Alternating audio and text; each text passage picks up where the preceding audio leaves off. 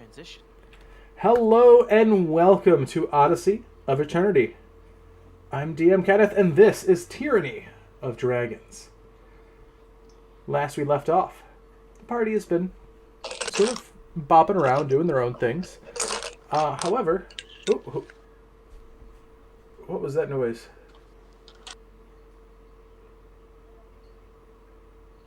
Right. Somebody clinking dice. Just me. Alright. So, first off, Solace, can you give us the recap from last session? Are you prepared for that? I'm always prepared for that. Okay. Alright, well, this is Solace's Sunrise Minute. This is a thing. Okay, hello. Last week, we went to Waterdeep. We were in Waterdeep. It was after the council meeting. And we decided that we better, mosey on up to the tower we're going to. So we were going to the bank. We were heading to the bank place. I'm not sure exactly what this bank is called, but we're going to the bank place. And we ran into Anastasia Label Death, rides an elephant, and is my soulmate. Because she's sparkly and fun and happy and does cartwheels off of elephants and all sorts of stuff. But anyway, we met her on the way to the bank. We went to the bank, we dropped off our portable hole and bag of holding for those who did not know, because if we brought them into the maze, we might die or explode or any sort of thing. Painful existence. So we dropped them off at the bank, we gave them money, we bribed the bank teller, but that's okay. And they put it in the bank and, picked it up. And we talked about, oh, why are you charging us so much? And he's like, oh, because you might have illegal stuff. And we pulled a foot out of our bag of holding, which we did not put in there, just a foot. But anyway, so the guards were looking for us. We just heard someone outside. They're like, hey, have you seen these people? And we're all like, Kip, gotta go. So Styx gave us a hug of fiery agony, and we transported to the city of Brass, where Eugene and I got squished because we're good people, emotionally squished. We meandered around the city of Brass. We ran into a fireman who wanted to cut a deal with us, and Styx politely refused. We went to a shop. We asked for a phoenix feather, and Styx gave him money and his firstborn child, which is not morally what I would say good, but yeah, we'll just leave it at that. So after that, we were like, time to go back to the place we were going, and Owen's all like, wait, what? Because apparently Owen wasn't the one who was supposed to bring us back, he was supposed to be the one to take us there, and there were two forests that we had, and there was a dangerous one and a good one, and Owen heard the dangerous one, like he do. So he gave us a hug of less painfulness and took us to the forest of Bad. I have it written down, actually. Yeah, the High Forest. He took us to the High Forest. We hoofed in there and got attacked by devil people. So these two devil people, two Cambion devils, and an Iernes, I think, we got attacked by them. That was super, super nice, and one of them got away, which is also not a good sign, and flew back to this other tower, which is not the one we're going to, I think, and we heard a demonic roar. Educated guess, demonic. But now we got more enemies, which is great. So we decided to run away super fast, like you do. And we're running away super fast, and we're getting where we're going, and we decided, it's I'm tired. Let's take 1 second stop, a single second, and we looked up, and there was these gelatinous dragon thingies, is what my notes say. So we get attacked by gelatinous dragon thingies that suck you up into the air and then drop you down again, and that was great. But we killed them, and we ran away too, and everyone is tired and exhausted, and us. So we opened up the mansion, and we're about to walk in. All right, that was definitely a great minute there, Solace. Thank you for that. Pan everything back to this. So you guys, yes, you guys just finished killing some devils. You got yo-yoed by the slime dragon oozes. And all was not well for a hot minute, but you guys survived. A little sizzled and scorched, but you guys did survive.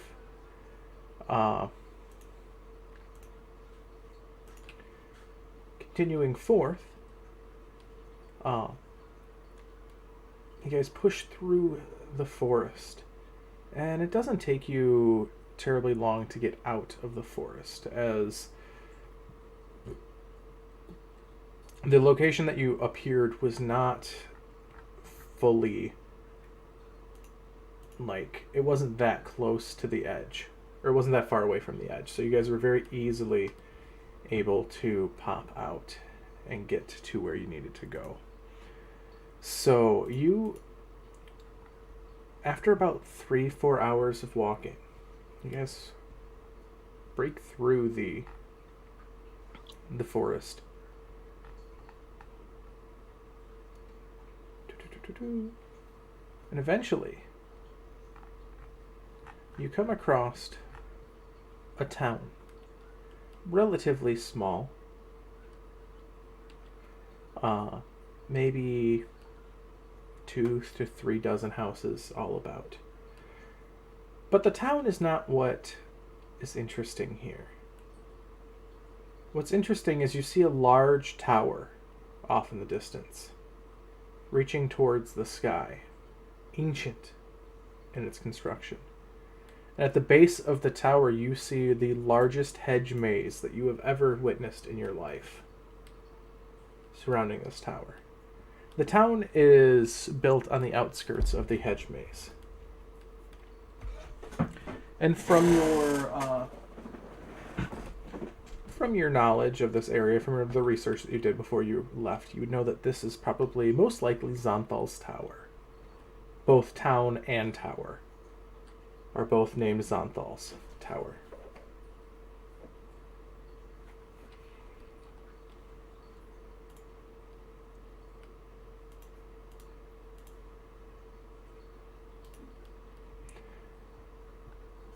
So, I think we're here.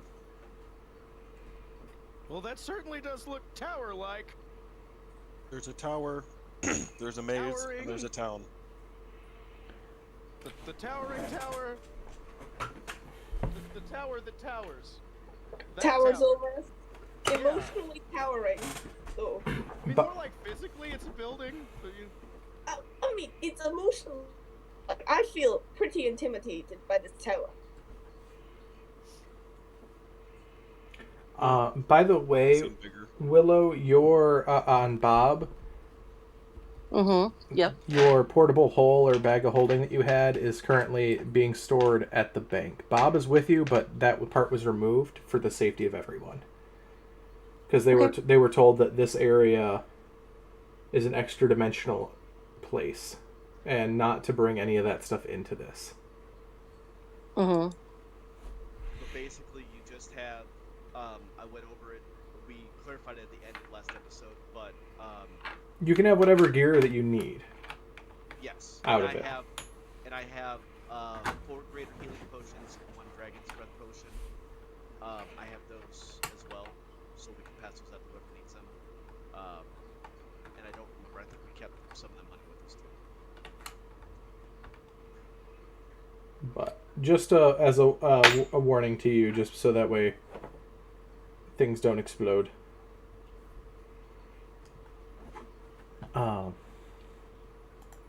But this sleepy little village is down below.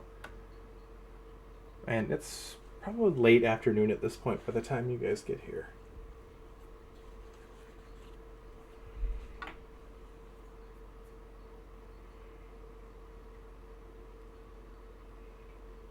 So what are we doing? I'm still looking around for this mansion. Let's go to the tower. Oh, I totally forgot about that. As you guys take your long rest, backing up a little bit. Sorry about that. Brain's been a bit. Could we do the long rest like right here? Yeah, you guys could have gotten here and then take your long rest because it is towards the evening. So don't need Good. any backtrack. Good idea. Really need it. So Solace, you cast your mansion. You're muted there, Solace. You are muted. I'm so excited. No sound. I thought there was like a time limit or something. You're like, oh, we don't got time. I'm not ready for Solace's 40-minute rant. But okay, I'm so excited. I'll try to make it less than 40 minutes. That look on Ken's face, we just like 40-minute rant. Oh, okay. If it takes 40 minutes, it takes 40 minutes. I'm here for it. You are totally fine. Take as much time as you need here. Okie dokie, artist. So, go into the mansion. So you walk into the mansion and you're like immediately assaulted by a chorus of bagpipes and the smell of cookies. So the entrance hall, like the walls are covered in pin notes, like fabric swatches and blueprints and recipes and what looks like clothing measurements for all of you, and like a note that says fire cloth ... sticks. And then over here it's like baking powder, ? And there's a giant intricate rug that reaches to a raised platform with stage curtains. And above the stage curtains there's a giant flashing sign that says, "Welcome to Solace's Splendiferous Subconscious." And to the right there's a bagpipe quartet playing Wiggle and Smack instrumental. And to the left, there's a small sign that in letters it says, "Formal dress code required beyond this point. See staff for details."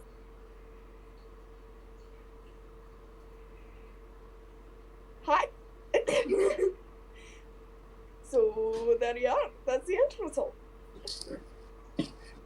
This is, a lot. It's Solace. It's Solace finally unpacking all of the stuff that Godric told her to box away and save for later. That's a whole different room, honestly. Oh yeah, that's the stabbing room. That's where I go to stab my nightmares. And so, yes. Oh, yeah. So there's the staff. There's the bagpipe quartet, and so the staff, they all look kind of different, but there's a little gnome man who comes up to you. He's like, "Welcome to Solace's Subconscious. So there will be a bath preceding dinner, and then there will be a tour if you like a tour. Yeah, are you guys ready to wash up?" So they pull aside the stage curtain, and behind the stage curtains there's little arcs. There's arcs, and there's your name above the door leading to your private bathroom.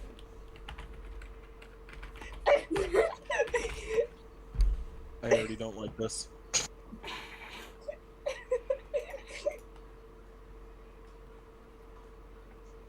gonna give Baxton just a pat on the shoulder, up here. It'll be fine. No hesitation from Sticks. He just immediately goes for the bathroom. So Eugene just looks around. I want to look in Styx's bathroom first, see what his looks like before I go in mine. 10 gold says it's just fire. It's just fire. Just a hole in the ground with lava in it. The toilet's an incinerator. Like in Minecraft. I mean, Styx's bathroom just looks like the rest of your bathrooms, minus essential oils that are burnable. The rest of you have essential oils next to your bath. Like, you walk into a bathroom, there's a crystal chandelier hanging above the bathtub, and then rows of soaps, lotions, essential oils, hair washes, face scrubs, lip scrubs, feet washes, all the things. And there's a cabinet labeled towels and a cabinet labeled formal wear. And you don't really see an exit, though.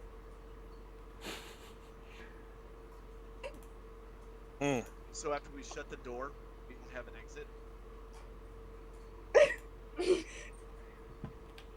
I'm feeling a bit that you don't have scale wash. That is skill wash. Do you know Solace? There's a lot of scale wash. So just to clarify, we shut the door and we are now trapped in the bathroom. Okay.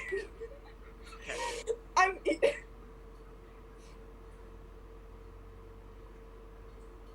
Water hot? The water Continue. is perfect temperature. What? I'm not sure if you guys are assuming you're taking a bath or no. I wasn't sure exactly how to do this. I mean, this is the nicest place I've ever been. Ever. I didn't even know there was scrub for your... Is this for your elbows? Like, specifically? Wow. Papaya scented. Solace, I'm gonna be totally honest, I'm a little bit overwhelmed. Normally I'm just whelmed with most things, but now I'm quite overly whelmed. In fact, also it feels a little bit weird to take a bath in something that you created with your brain. So I'm just gonna stand here, and he just stands there. I'm in the bathroom, my door's shut, I'm trying to find something that smells like daisies and grass, and I'm showering, bathing, something. Yeah, there's no hesitation from Sticks. He just immediately starts to bathe. He doesn't care. Yeah, and I'll watch the bats too. Bats will get into the bath. Although it's not like rubber ducky. It's just Rubber ducky. You know No. You No. remember one? Yes. Okay. Except Yep. with I bats. got it. I got the reference. Yep. The scrubbing. Watching the Yep. bats. He even takes out a toothbrush and he literally scrubs the metal plate that covers his book. So, in case that you guys don't get the thing that I put here, because I may have overthought this a little, there's little bells by the door. There's little bells, like this big, little bells. And above them, there's tiny labels. And there's one that says, emergency song bell, emergency snack bell, Dick set something on fire bell, Baxton set something on fire bell, something is on fire bell. That. Delightful. Eugene just looks at Solace and he's like, So, how long does this take you? I have never been to this place before in my life. Interesting. No, I think- if I think Solace is like the most powerful mage here. He made this. Baxton, to be frank, magic scares the crap out of me. So, like, To be frank, you're scared the crap, or you scare the crap out of magic. that's I mean, that's probably true, but that's kind of hurtful. Upon seeing that there's a bell for Sticks set something on fire, Sticks feels like he has to, right? Like, he has to. He needs to know. It's purely for scientific purposes. He just takes a bunch of spare paper and stuff out of his pack, puts it all into a pile, and is going to firebolt it and then ring the bell. So a bunch of halflings in full like armor, halflings in full fireproof armor barge into the thing, grab cans of whipped cream and spray the fire until it's put out. At which point, another halfling scoops it into a trash can. Says, "Thank you, sir. Have a nice day." Closes the door, runs back out. Specifically, like where they just were in the bell. It's just getting out more paper, but decides not to. You've given him ultimate power. Unlimited power. I would like to point out that somebody in the chat said, figured he would lick the bell first. That's fair. What kind of formal wear are we going to be wearing there? Someone open the closet! Okay! When you open the closet, you know, they're onto the door. Everyone gets their own formal wear, but Owen, your formal wear, it's a vest. It has lilies embroidered down it and bat wings on the back. and then like what basically looks like beige slacks and hemming at the bottom that comes up like kind of it has like little Bahamut heads sewed on the bottom, and then and then just like some nice boots, and there's a little package. It says emergency ejection white chocolate. Eat only in cases of emergency needing to leave the building. And then there is a halfling-sized hole that says, proceed this way to dining room. In the closet. So I'm guessing you would need me to open up the... Alright, you know what? Okay. Alright. Eugene's gonna open up the closet. I am going down this halfling hole. I am down this halfling hole, and I'm with this. Eugene's outfit is like it. Eugene. So Eugene's outfit. Yeah. It is a bedazzled jacket, and it says on the back, "The boy Eugene," and some classic rhinestone jeans. And then like a very ornate scabbards and like a shirt. Why do I look like the love child of Dolly Parton and Lil Nas X?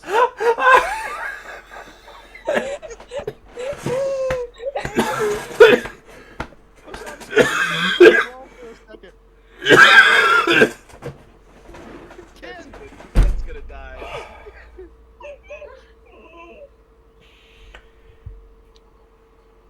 All right, continue. I apologize. No. Well, I guess I'm continue. next. I open the closet and see what my special outfit is. Yeah. So Baxton, you open the closet and you just see what I can only describe as a trench coat with like a giant shirt underneath the shirt, and it has like a flaming eye, like the flaming eye symbol that you have for your god. And she doesn't know what your god is, but she knows there's a flaming eyeball, and like intricately embroidered a flaming eye, and on the back it says "backs on, backs off." And it comes with like classy sunglasses that you can put on with it, and like there's a big ring, so you kind of look like a stylish. I'm not like a drug dealer. I like how you say that with a question mark at the end of it. I'm pretty sure this is what a drug dealer looks like. I haven't seen one, but in my mind, if there was one that was specified, it would be this. In my mind, this is a drug dealer.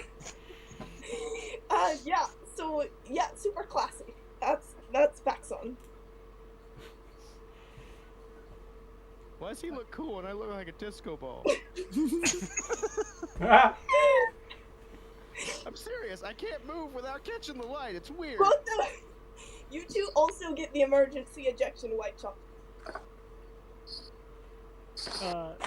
Six will open up his closet eventually.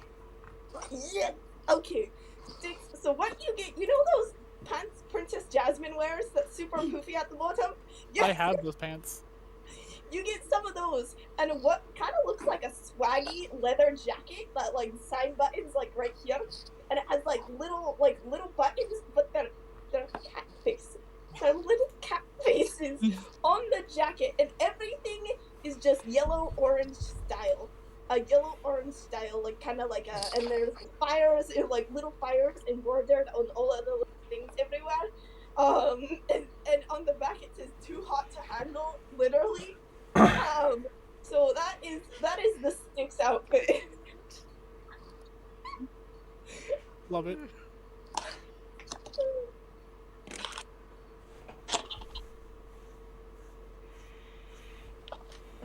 There is also halfling holes and emergency ejection chocolate. By the way, like that's. I'm really confused as to why there's an emergency ejection chocolate. It's in case you emergency need to like enter and exit the mansion like this fast, because no one would eat white chocolate unless it was emergency. I disagree. That's valid. Oh, dear. It's very valid.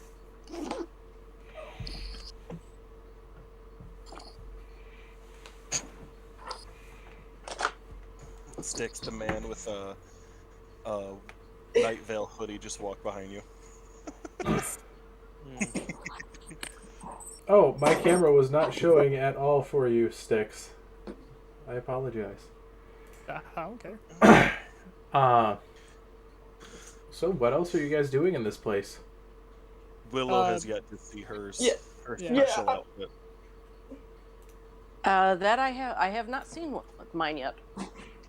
Okay, so Willow's special outfit. I like overall jeans, but it blossoms into like a dress. Like the overall, like it layers into a dress, but it's kind of like overalls, like pockets, like many pockets, and the dress, like the underskirt is like your Technicolor dream coat. Yeah, and it comes with like a little like a charm bracelet that has a bunch of teeny tiny like fixie charms on them, like little fixie charms, and it's Okay. no, like like a hammer, like a wrench and a screwdriver has little fixie charms, and it's like if it's broken I can fix it, and if I can't fix it I'll figure it out anyway, is what yours says on the back. And also a halfling size hole that you can probably get through quite easily. Just Okay. tiny. So, the next room. So you go through the halfling size hole. Yes, Owen? 1 second. I mean, you said everyone has a bathroom, which means that includes you. So what is your outfit? Okay. She's gonna turn inside out or something. I mean, it's. I forgot me. But I do have the outfit planned in case of emergency with Solace. So what you're gonna see when Solace comes out is so what you're gonna see is there is a bunch of what looks like paper, like paper, and the paper it's like teeny tiny papers that come from Yondola's sacred book, and it's turned into a skirt. So it's a big, what kind of looks like a ball gown, except it's made out of like teeny tiny pieces of Yondola's sacred papers. So there's so it's mostly like white, but there's like purple embellishments like along the lapel and like the sleeves and stuff, and that sorts of stuff, and then just like slippers, because no one can walk in heels up all the steps that will be in these matches. So that's what I got, which is just something that I had written down and was planning on, but that's beautiful. Yeah. So now that you guys are all fabulousized, you guys enter the dining room. So in the dining room, there is a big, rich ebony table. It's a big circle, and like tons of food. And there's like a seating chart. You can tell because like the chairs look like you. Like Owens has bat wigs, Six has firing things. Like Baxton has scales. Like all the like vibes. Anyway, so Is Eugene's just a chair? no. Is it? Eugene spontaneously lights up. Eugene looks like Dolly Parton. Just at random moments, like it'll just start glowing. Oh, good. Anxiety, the chair. Thank you. Appreciate it.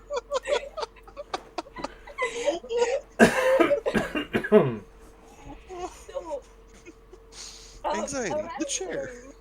Around the room, the most beautiful parts is that surrounding the room are just like full-size, intricate portraits of friends that we met along the way. There's Ronnie the elephant, Pinky the brain, and Bob and Auntie Bear, and Zoblob, and Gavin the vampire, and what you think is her family, because there's about 100 halflings, and like an orc that looks like it's adopted in the very back who doesn't know what he's doing there, and then you'll see like Jamna and all the peoples that we met along the way, and like they're with us, and so there's a whole bunch of like staff just standing around the table like waiting waiting for you to sit down. Just like.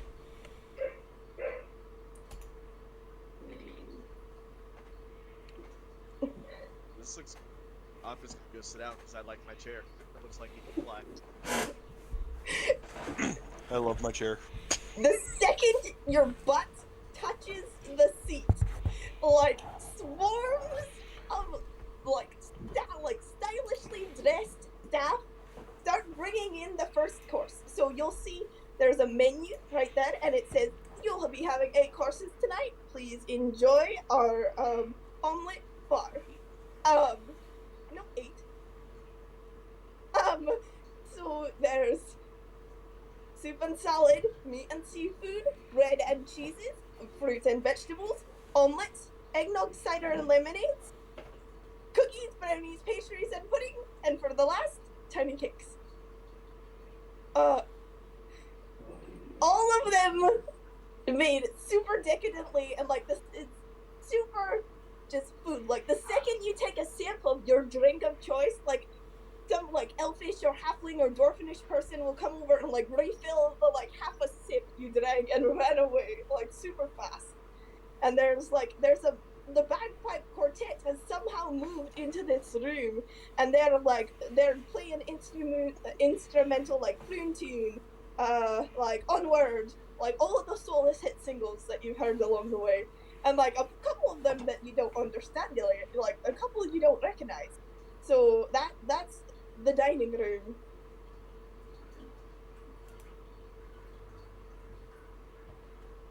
Stuff your faces. Like there's I teeny want that tiny chair. plates for each of the bats too. But, like little tea saucers. They have, and there's a pot of like grease, like axle grease, because I don't know what Bob eats. But like, he's Just a big gulp full of motor oil. There you go. Pretty much, yep. So there's food to be eaten, I guess.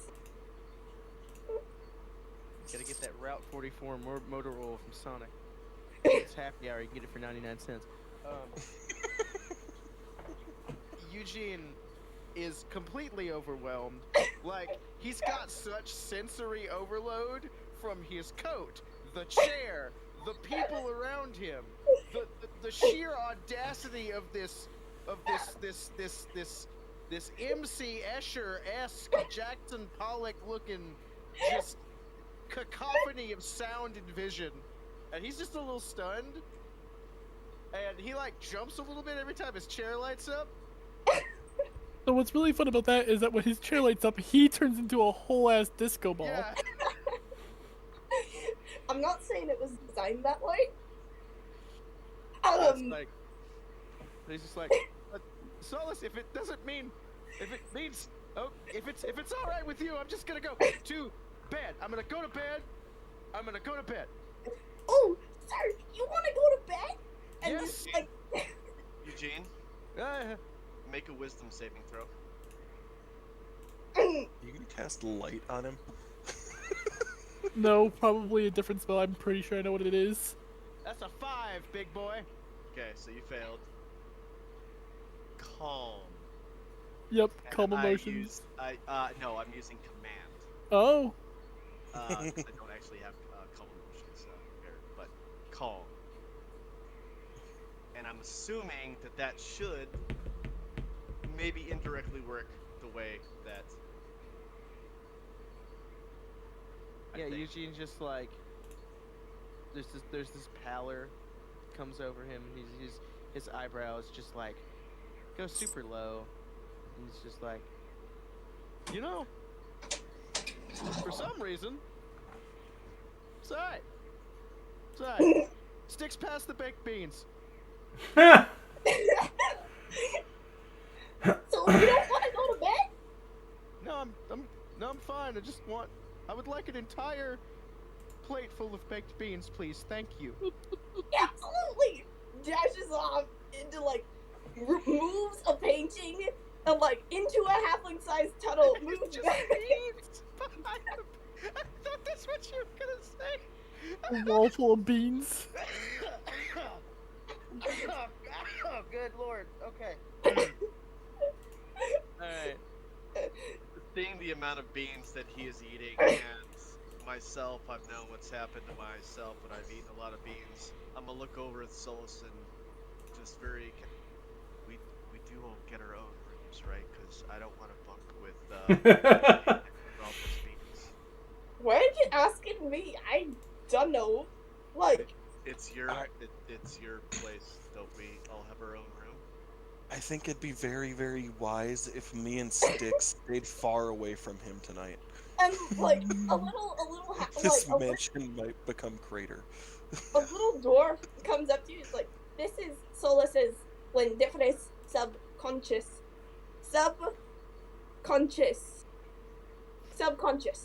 not conscious. She's not conscious that this is a place that she's making. It's subconscious.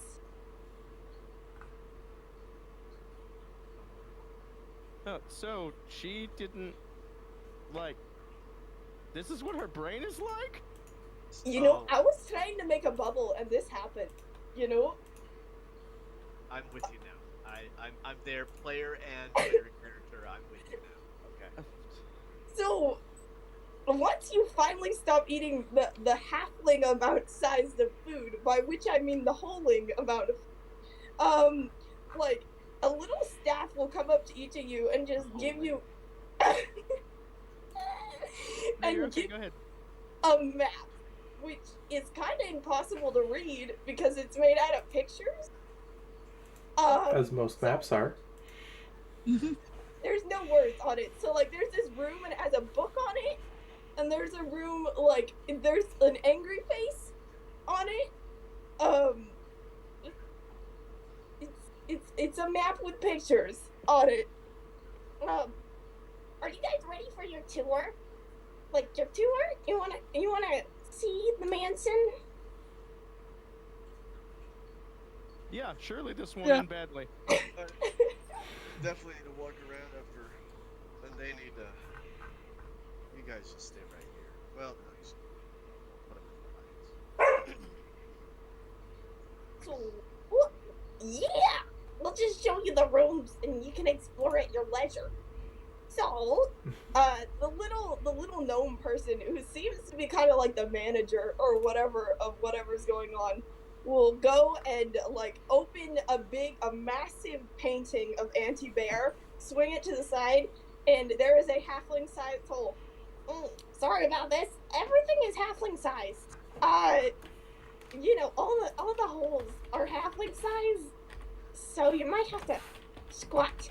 And he just waddles in through the halfling sized hole into the giant hallway.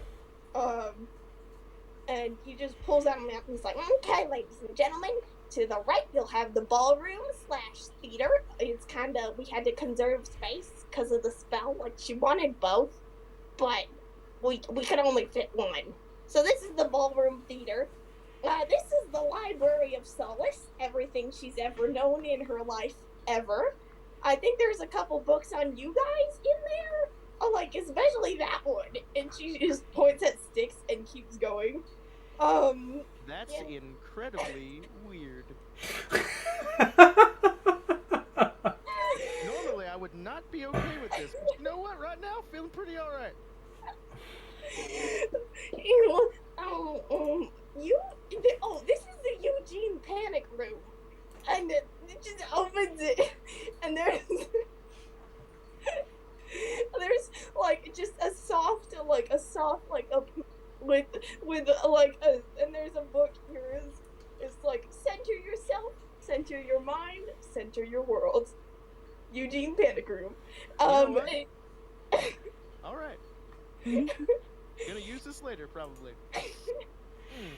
So when you're walking down the hallway, there's I have it written down. There's rooms for everyone. There's an Owen suite, there's a Styx suite, there's a Eugene suite.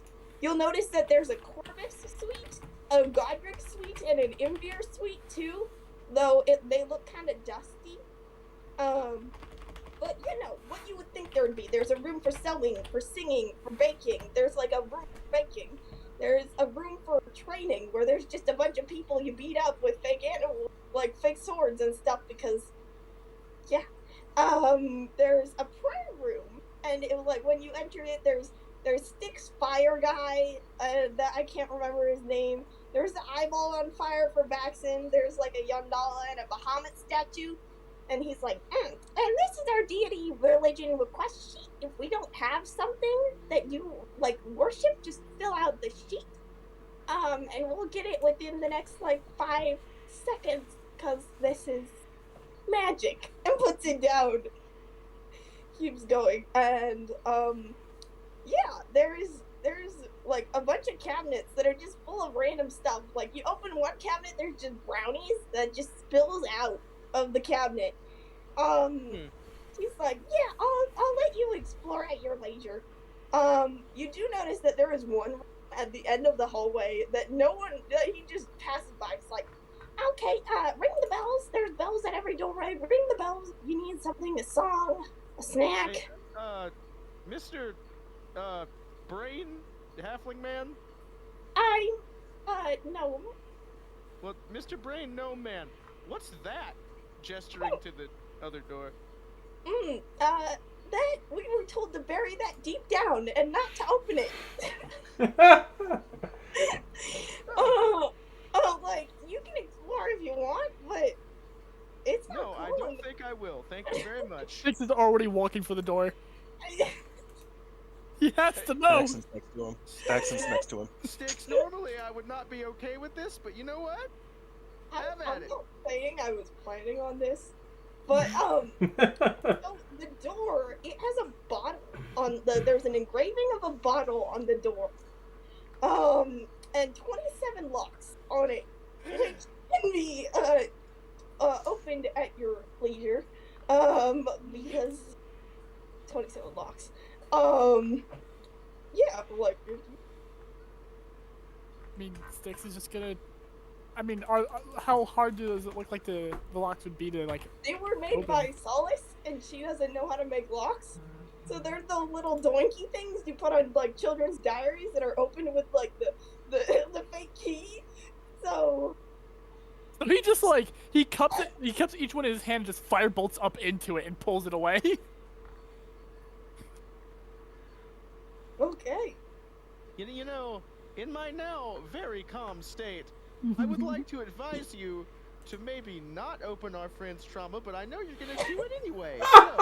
So, I'm going to stand exactly 70 feet back and let you guys get eaten by whatever monster is in there. Cool? Cool. And Hey, just walks away. The I've staff known Solace. start running, like running for cover. As I've the door. known Solace. I've known Solace for a little bit. I'm gonna go to my room and deal with the aftermath. Okay. There is a spiral staircase that winds down, and This is for Styx going down into the room. if he's going. Yeah, he's going in. Yep. So there are around the wall. There's tapestries and paintings and like mosaics and depictions. Solace killing people. The first time she killed a person, like literally the blood on her. Imbir's fake dead body. Imbir leaving for Talus. Godric leaving. Corvus dying. Being thrown out of the tower because she was crying, and Anti-Bear dying because of that. Following the blinky lights. Getting slapped by a king's guard. Swift and Esty overrun by dragons. Dead ants. Dead Godric. Dead Imbir. Corvus forgotten. End of the world. Dragons take over. It's just really, really sad. And at the bottom there is there's a banister that says "It's all my fault," and a little music box that has a mosaic of you guys on the front. He's going to pick up the music box and see if he can get it to play. It will not Set up open. For this to be sad.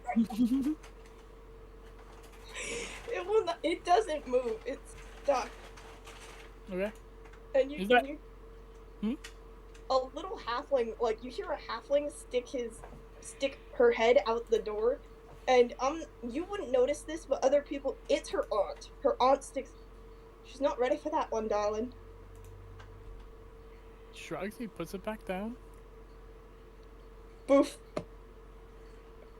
And there's broken glass bottles all around the floor. He'll just take a nice long look around the area and then slowly make his way back up. So, is there a mosaic of the guy that died by the cookie too? Yes. Okay. Making sure. It's a giant, like, framed portrait that just says, "Remember, cookies kill." So Sad. I exit the room. It locks itself behind us, and the little gnome guy goes, "Why do you? Whatever. You were trouble. It's set in the library. You're the trouble one. Yes.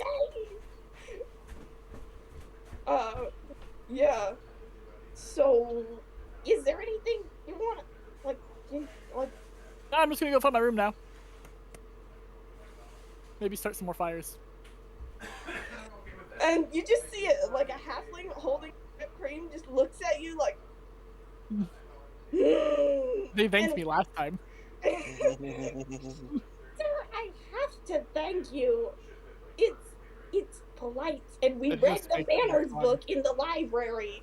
We read the manners book, and we read about how she got slapped by a king because she didn't do manners. Well, the king's We got that coming. I think there's background noise somewhere. Yeah. The library says a lot about you. I am not surprised. Cookie, can you?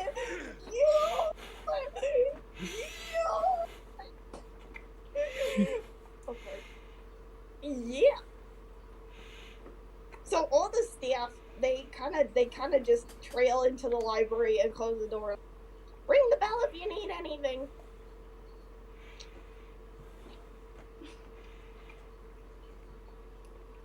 I totally didn't go to get the cookie when I heard you guys talking about the picture of him dying from the cookie. Where So this is deep trauma. Like, Where I do we go killed a for our man. rooms? Huh? We have to ring the bell to go to the rooms? So, if you're taking a look at your door, Oh, so there's okay, that's what I was asking. yeah, I mean, So they're they'll your have rooms. doors. Like they're your rooms. They have doors. Okay. That's where you sleep. So, Explaining to Owen what a room is. I mean, Well, you see, so are you touching the door? Like, well, if that's how I get in my room, yeah, I'm gonna touch the door. And I'll... well, there's no handle, so if you touch the door, it swings open, and there's little holes at the top for like the bats to go in. So Owen, your room, it's kind of like a forest. Your room has like beautiful mossy grass and like trees coming up inside of it, and there's this big circle bed, and it's a hanging bed. Like there's a cup which is your bed, and it hangs from the ceiling, and there's little hanging posts for each of your bats. And there's like a little altar over here, and it has like a Bahamut statue, and then there's a little one because she knows what Trevi looks like because of your little goblin. So there's a little painting of Trevi because of your spirit guardian. And that's Owen's room.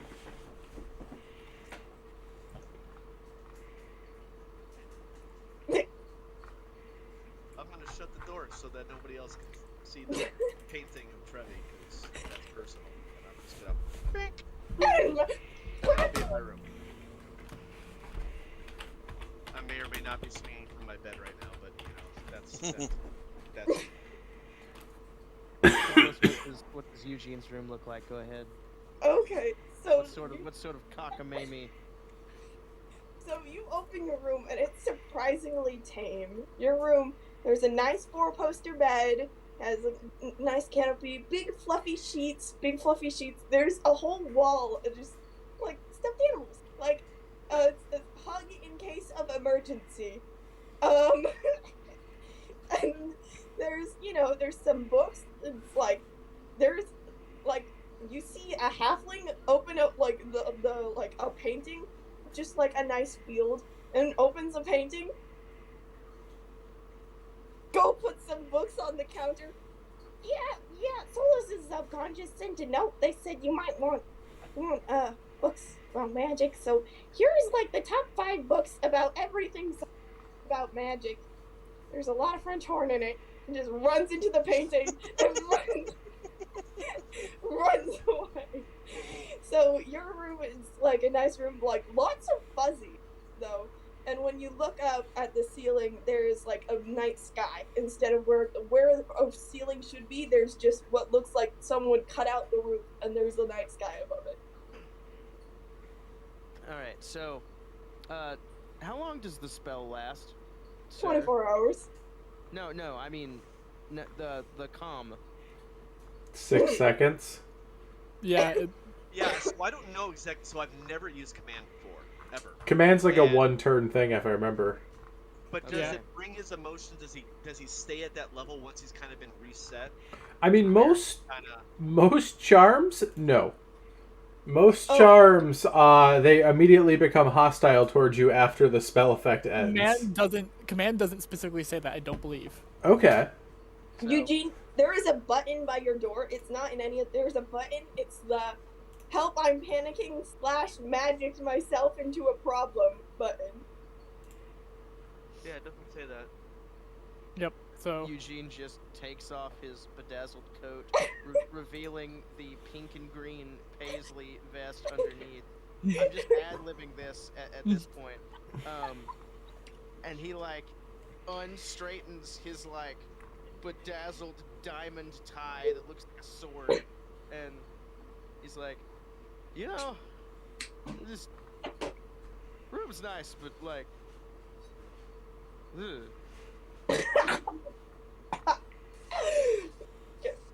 He's just gonna go to sleep. And I will be going to sleep as well, which is when I say, have a good evening. Try not to get in too much trouble while I'm gone. have fun for your sports ball. Bye, Owen. Go Bears. Bye. The Bears. Aye, sports. Yes, X is gonna find his bedroom as well. So Me too. your bedroom, it has a metal door, and on the top it says it looks like, you know those angsty, like when a teenager is angstily writing, like with the big letters, it says not Godric, but it's been like plastered over, like covered out, and a very nice plaque has been put on it. It says Sticks, like almost like this, like someone's metaphorically covering up their bad issues and like trying to make nice. But okay. Is there one of those Stussy S's next to it? Is like the Sticks. It's like the S in Sticks, the Stussy S, the like everything a middle schooler draws in their notebook S. You know. There is now. Fantastic. That's exactly what I've envisioned. Thank you.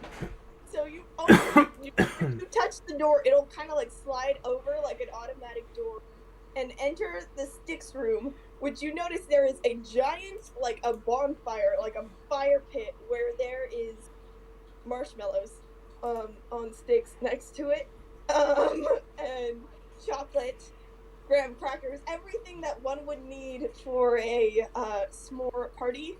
She doesn't know a lot about that, so she's like ad-libbing it, like to quote the boy Eugene. There's, there is the bed frame is metal, but there is like a fairly comfortable bed over here.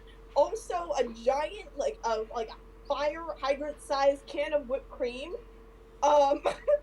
because that's what her subconscious thinks puts out fires. There's like a whole wall of what just looks like spell components, like what she thinks spell components are. You see, like there's some actual stuff like might actually be used as spells, but like ground up daisies, because she doesn't know. She do not know what the Sticks needs. There's like hair ointments, hair growth ointments, and burn salves just like next to the bed, like a whole bunch of books, and then like she knows that your book sometimes grows a life, I guess. So she made like a cuddle corner for you to put book in, and it says right here, book.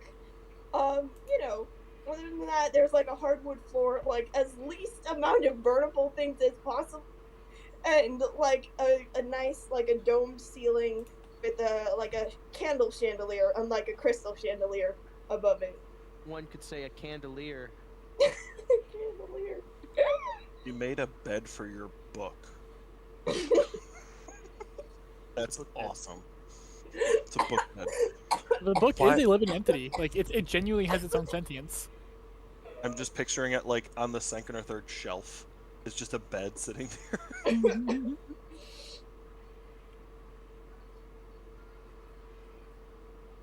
Willow said she went to her room.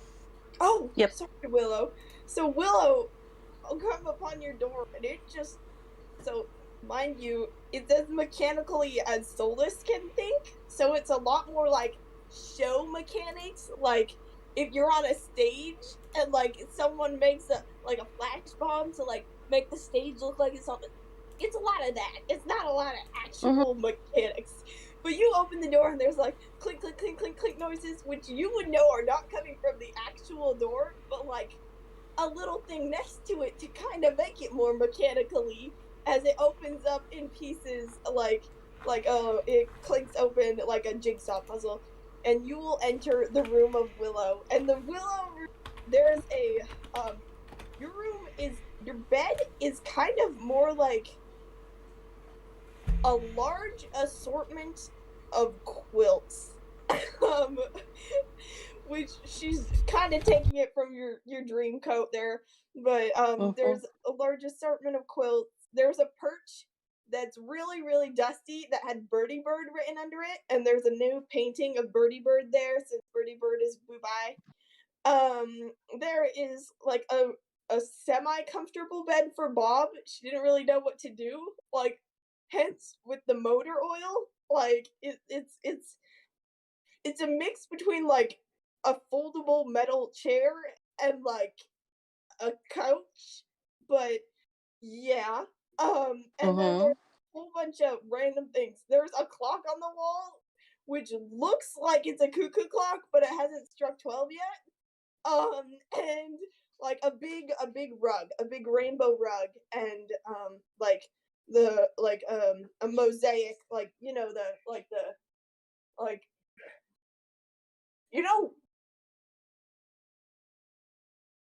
those windows made out of colored glass. Yep. That's the roof. Willow's going to curl up in the quilts with Bob and have a very nice sleep. Guess it's my time to wander down into my bedroom. The back's on, back's off. Okay, so you walk down to the Baxton room. The room of Baxton, the room where Baxton resides. So this Baxton room, you enter, and the door is just it's a very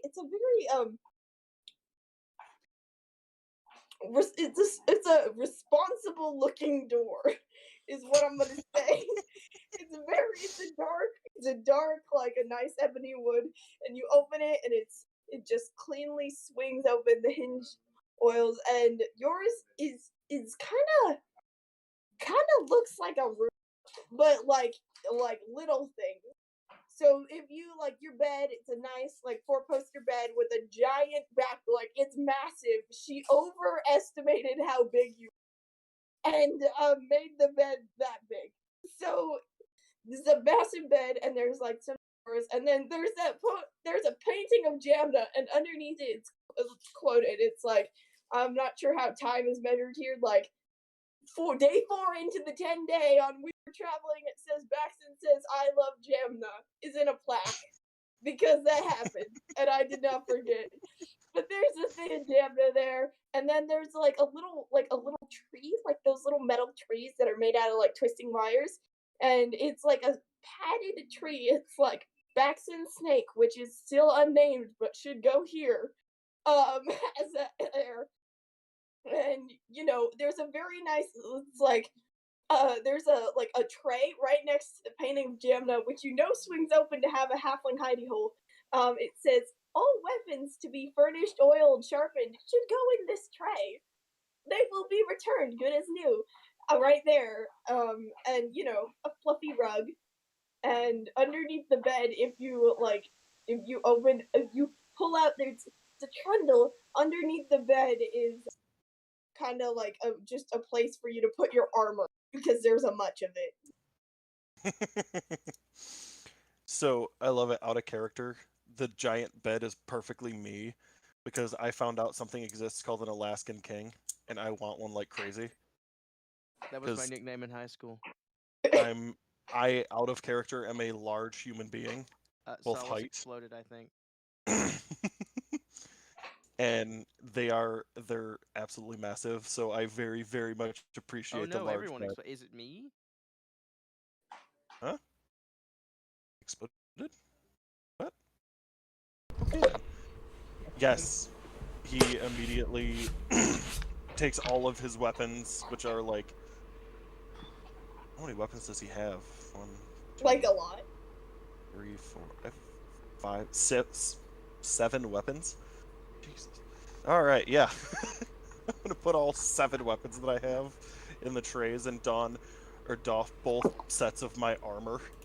Hello. Hello. Hello. Okay. I think my internet crapped for a second. I don't know.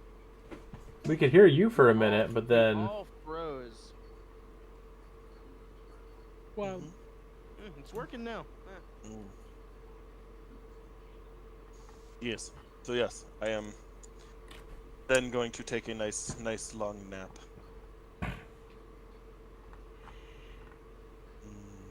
Nap. Because I greatly needed it. yeah, I can finally heal Sticks. He was at 7 hit points left.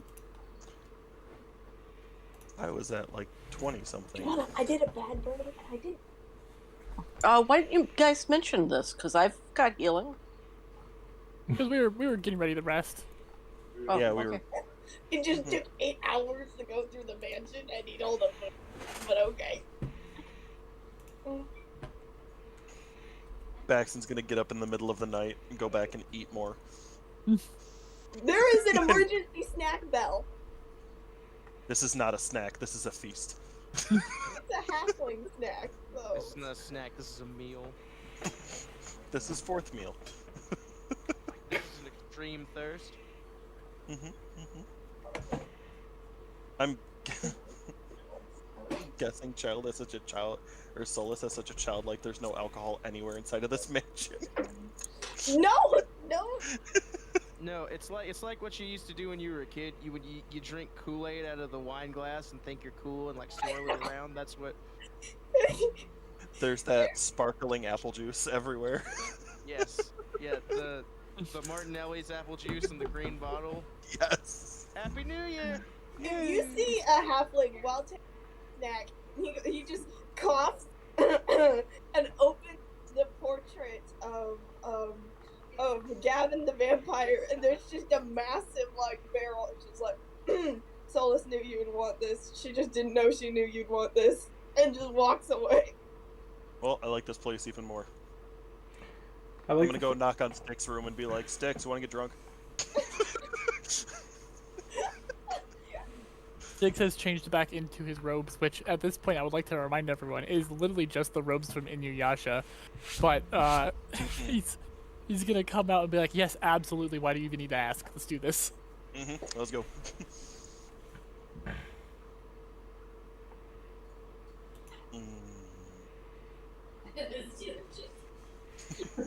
all right. Is there anything else, Solace, that's going to be going on in your magnificent mind that's going on and treating your friends and unpacking trauma and?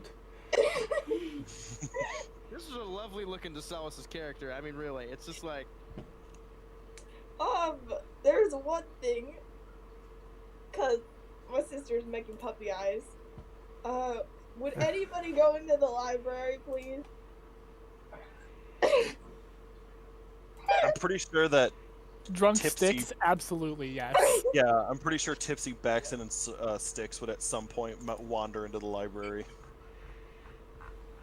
So once you walk into the library, you just see about, I'm gonna say, 60 people of different races just writing furiously, and someone's like, oh no, she's dreaming about cats, and someone runs over, draws a cat real fast, and runs back, as literally every thought Solace has ever had is in this library.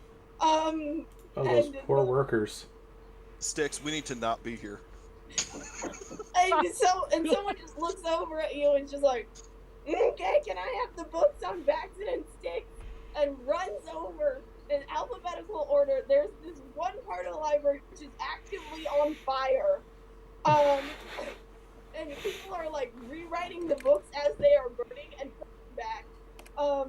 Because everything that has ever been written about Sticks is being destroyed actively.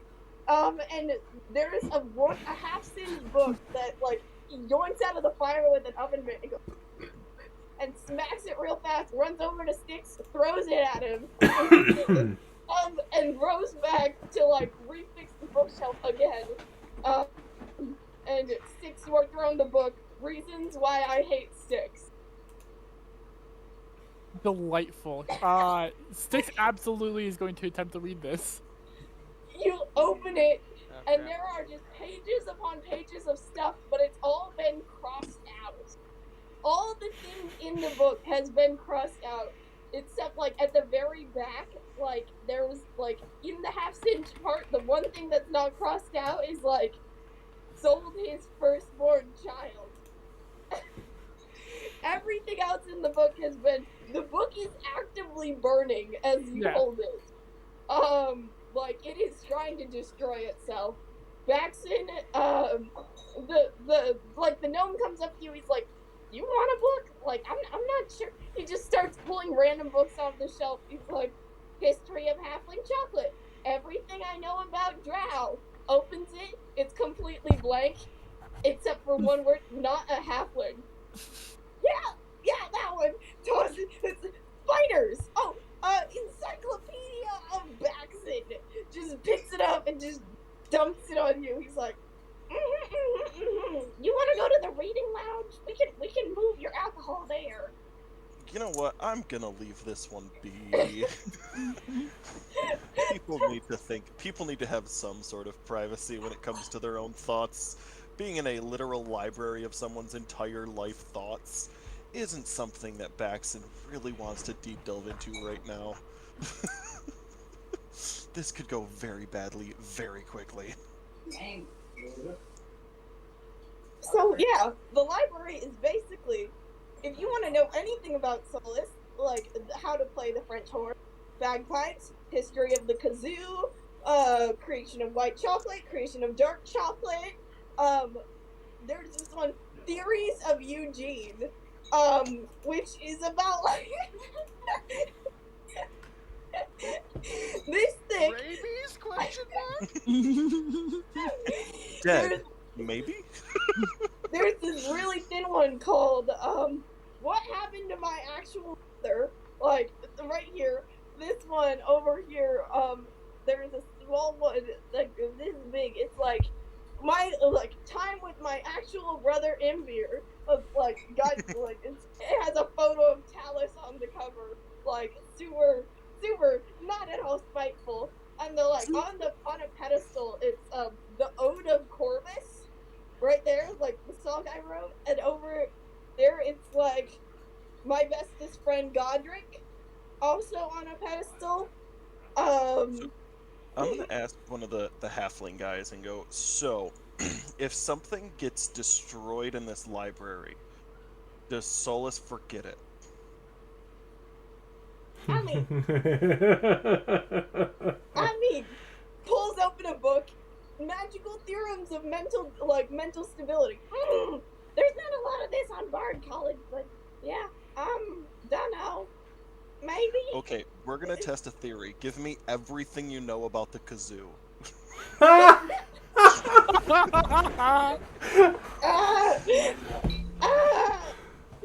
you like, like whistles real loud, and about like 10 halflings get up. It's like, kazoo, he wants the kazoo. He pulls you over to a whole sect of the library called Kazoo and Everything I Know About the Solace and the History of the Kazoo. Yeah, it's a big. I am going to search for a specific book that just says how to play kazoo. You know how to play. There is about a set. There is a set of 20 books how to play the kazoo. Cool. I'm taking all of them back to my room. Perfect. So if you're walking out, you'll notice that on the way out, you'll pass the reading lounge where there is the statue fountain of Corbus that she's trying to get built. At the bottom it says "Remember Corbus." It's in the library, and right next to it is the full in ivory marble bookshelves. There's the Remember Corbus novel, which is everything she has ever learned about Corbus in her life. Okay. That's all the things. Sticks, continue reading about yourself. I'm gonna either attempt to learn how to play the kazoo or go crazy. One of the two is gonna happen.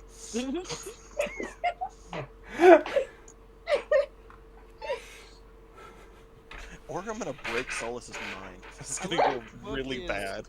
Not how to play the kazoo, but how to play the kazoo from Solace's perspective. Yeah. So it's like if Solace tried to tell you how to play the kazoo, and that takes 20 books. Like Volume 1 through 20. You know, if you flip through those, they'll be like, how to play the kazoo, jazz section, halfling mixtape, like, Halfling mixtape. there's like Solace hit singles on kazoo, like vocal range from head to toe. How, like, what do you need to know? Like, all of this. You know, I really love to sing with my toe voice. Yeah, all right. I mean, when you're a halfling, you need to use your whole body because there's not much of it to have a vocal range. When playing the kazoo, one must use their whole body. Every muscle must be working in tandem. The elbow is the most important joint when playing the kazoo. Don't get me started. Don't get me started. So yes, I'm going to bed with all of the books on how to play the kazoo next to me, and I'm going to attempt to get them out of this place. She'll know all about the kazoo except how to play it. Nick left the book on him behind. He didn't. Like, he was just interested in what it said, but he didn't need to, keep that with him. She just forgets who Styx is. What? You know, that's one way to have a fresh start. Like, who is this in my subconscious right now? huh? Well, if he takes the books and you forget about Styx, and then you're like, you're like, hey, who's in my subconscious right now? Oh, that would be terrifying. You forget about someone while you're in their imaginary room of you. All right. Cease to exist. Or somebody finds the memory of doing the spell, and it's just like, no, you don't get to have this anymore, and just balls it up and throws it away, and we all just fall out of the mansion. So do I click long rest? Yes, you guys do get a long rest. My question. Don't let anybody else but us in here. With that, though, that is the perfect time for our intermission here, unless there's any more brain shenanigans you guys would like to do. No, it's good. All right, as that was exactly the first half of the session. I mean, that's fine. Absolutely, that's what we call character development. So everyone who's watching, we will be back in about 10 minutes. I was really tempted to grab that spell. Now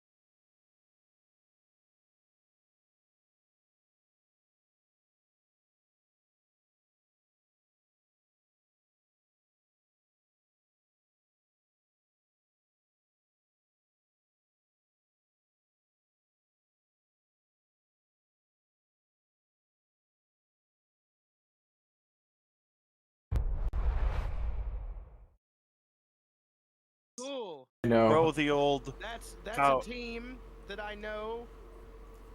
throw the old cow Yeah, skin because we're in the awesome. That's a sport team. All right, guys, we are back live throw for the here. old cow skin into the goal. Oh, and if you're seeing this, I hope your team is losing to Solace's team. I hope they run all the way Go and Steelers! get the juice. Gatorade. But The water sucks. all right, guys, let us get back to here. That electrolyte. It's what plants crave.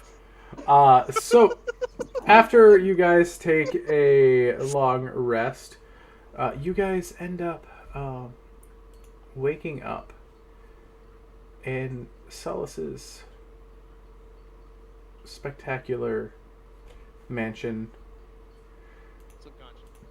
Some conscious stuff, yeah. And eventually, you guys are forcibly ejected from her mind. I keep the books on how to play the kazoo with me. They do not seem to be with you as you, If I change several letters in it to where it doesn't make quite sense, does she still know how to play the kazoo?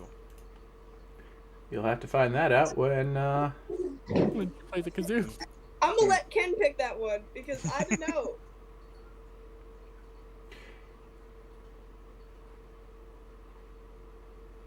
Guys, did you have a session on Start Playing tonight? I got an email about it, but it doesn't show. I don't know. I just assumed you're taking my money every single time we play D&D. I had that mistake earlier. My last Heckna session, nobody had to pay for it because I didn't remember to put it up. Well, congratulations, guys. I'm pretty sure you guys got a free night tonight. By the way, this is a great time to bring up. We are now allowed to talk about it. Start Playing has a new referral system. So if you refer someone to it, they spend $10, you get $10 worth of credit to use for a game. But there are protections in place so you can't game the system and just consistently make new accounts. They have an Overwatch AI that's watching that. So, Hey, everybody who doesn't play D&D right now, you should play D&D and you should give money to Ken and Jazz. yeah. D&D is better than therapy. Making funny voices makes you feel good. I mean, therapists would disagree, but I like your spirit. I, as a therapist, do not disagree. I was gonna say Ken is a therapist. Let's see how this goes. But is it better than therapy? I would say it is therapy. So It equals therapy, but is not of the higher echelon. Well, it's I'm gonna say it's cheaper than therapy, and use with talking to your DM and players, because word vomiting your problems onto an unsuspecting party yes. is not healthy. But group of friends, people that are up for it, go for it. So you guys wake up, are forcibly ejected out of Solace's cranial mansion as you guys find yourself just outside the village of Zonthal's Tower. Oh, time to burn down the village. Thanks! What? No. It's the tower we need to burn down. I'm trying to be supportive, but I don't know how. By realizing it's a joke. Come on, let's go to the tower. Okay. Realizing it's a joke. Well, you realize, like, that is something that you would say. Oh yeah, absolutely. No. It can be hard to suss out which ones are the jokes and which ones aren't, especially with how deadpan I put them out. Yeah. But you're getting mad. You're being What? No, I wasn't getting mad. I was being a little shit. obtuse. Being obtuse, I think, is a better way to put it. Yes. Anyways. So, you guys head your way to the city, or the village. Basically, if Styx jokes and it has plot armor, it's a joke. Arriving in the city, you see people about. Just you see farmers pulling wagons of hay and other vegetables in and out of the fields and into the village. You see a few kids playing around with a stick and a ball. Very reminiscent of a street baseball game. And as a farmer's cart comes through, you hear the one kid yell, "Cart!" As they all scatter, as let the cart slowly be pulled through the square with the oxen laden. Do they yell game on? And they do, yeah. They yell game on and get back as soon as the cart. You see one of the kids trip and fall into something unfortunate that the ox left behind in its wake. Can I just rush over to and jump rope and rush back? I'm like, jump rope, best form of exercise for a child. So you just run over and hand a kid a jump rope? I spray the jump ropes like confetti. They all just look at you like, A, where did you come up with this? And like, B, where did you get it? Did you just like cut up your 50 feet of rope to just make jump ropes? I am the 13-year Northern Swift and AC jump rope champion. Remember? I have one on me. Okay, I forgot about that. Yeah. It's been a while. Eventually... The noise you made like, yeah, Ken. I remember that. I have 4 to 5 campaigns a week to keep track of. I'm sorry, that was just very funny. She's this indignant like, how dare you not remember my character as a jump rope champ? It's fantastic. After a while, a man approaches, a large beard down to like his chest, almost very reminiscent of an Amish man.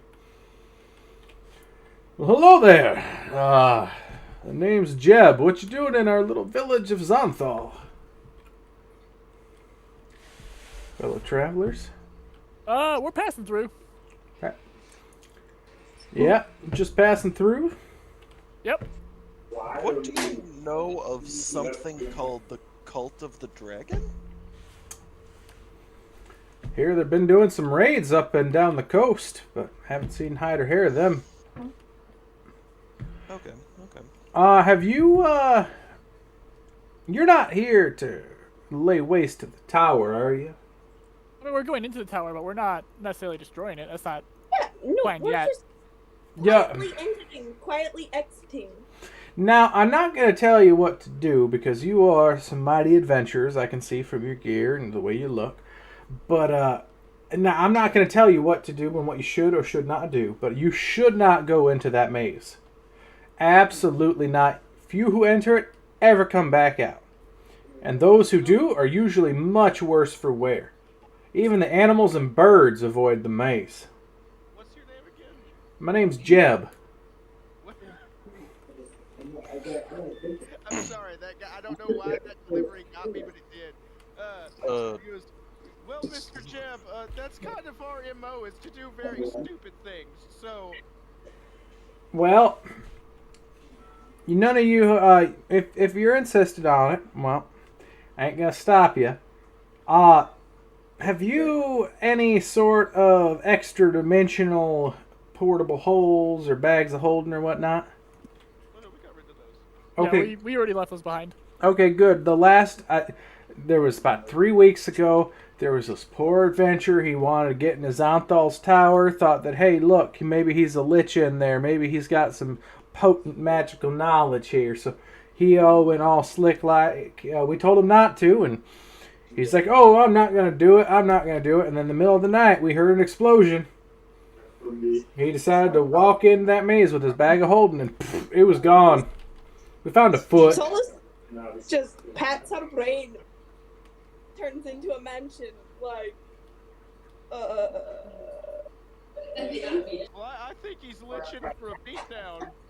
You know what I mean? You know what I'm saying? Kindly homie folk, what happens to be your last name? Is it Cullen? Well, funny you say that. My mother's maiden name was Cullen. But, yeah. Anyways, moving on from that one. We'll talk about that one in a minute. Alright, so why is this maze terrifying? What's in it? And how can we not die? Well, the Archmage Zomthal, he didn't make the tower, but he definitely inhabited it. Solace, can you mute yourself? Yes. Yep. Thank you. Zonthal, he didn't make the tower, but he inhabited it, and he put his defenses up. And, well, our little village here, we were established by all the apprentices that came to learn from Zonthal, and they ended up establishing homes of their own around here. And as the years passed, more settlers were drawn to the area as word spread that the wizard and his apprentices offered excellent protection against marauding orcs and monsters. Well, our poor village is smaller than it was in the town's heyday. But about 300 people, they live here. 300 souls. Good souls, each and every one of them. Can I roll insight on this friendly hillbilly? You absolutely can. Thank you. Why, yes, sir, I think you can roll insight on me. You can vibe check me. Well, Absolutely. thanks up there, sir. I appreciate you. I'm just a good old boy. Making some noise. That's exactly why I'm rolling insight on you. Never meaning no harm. That's a 13 on a good souls, all of them. When he says that, Eugene's like, They're telling the truth for the most part. You feel that they're not quite telling you everything, but Eugene is wary of this long-bearded, southern-speaking individual. well, if you'd like, you guys, we got some room in the inn if you'd like to take and settle down here for a little bit, just sort of rest. The food at the tavern's also pretty substandard. I mean, wonderful. It's good home cooking. Just don't let's just say most people don't tip well there, for good reason. So I have a question. Yes. What's the ratio of gravy to meat at this establishment? Yeah, you know, not enough gravy. We all keep telling the cook that they need to put lots more gravy. They got to drown it in that stuff, but they just don't listen. He's the only one, come to think of it, that doesn't have a heart problem in the village. Our cholesterol is just woo. There you go. Oh, All of us, for some reason, like healing magic, and we don't know why.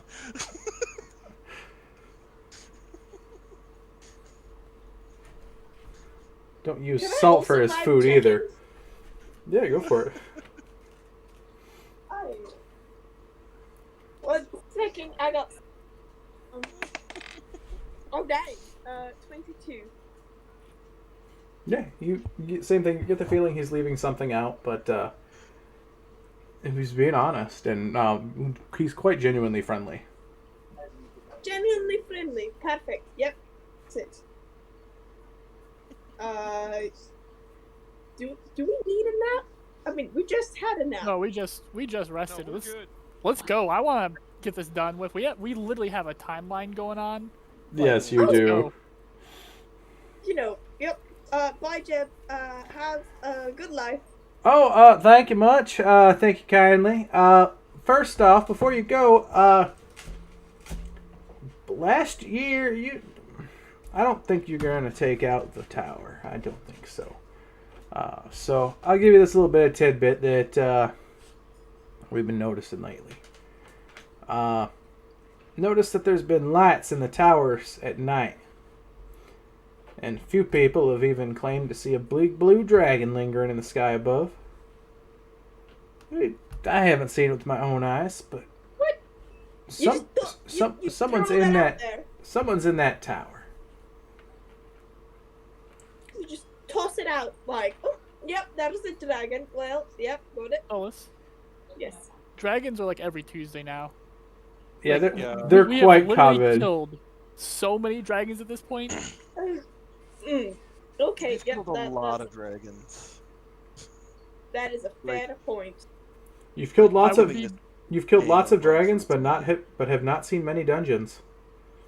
I would be more surprised if there wasn't a dragon involved. So let's get moving. All right. Well, you be careful, and hopefully to see you soon.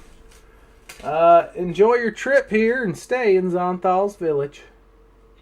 Thank you, Yep. thank you. Have a nice life. Oh, real quick, don't try flying over the tower or cheating in the maze. It just won't work. Yeah, I expected as much. Yeah, I wasn't even gonna try that Yeah. How do you know that won't work? because he's probably seen people go. I mean, how does he know if someone's cheating in the maze? Because he's probably seen a lot of explosions from people cheating in the maze. Yeah, that or the survivors from whatever group decided to cheat. Yeah. Whichever ones didn't. I'm pretty sure cheating counts as that spell, Find the Path, or whatever that is. Yes. You would just explode. So you guys follow a gentle curving path that leads into the maze from the edge of the village. The villagers built a low fence around the entrance that seems to keep young children and animals from wandering in. And there's also signs all over the place, almost like a Scooby-Doo episode of comically, do not enter, stay away, turn back now, or give up all hope. Stuff like that. It's very almost comical in the ability that they were trying to keep people away from this thing.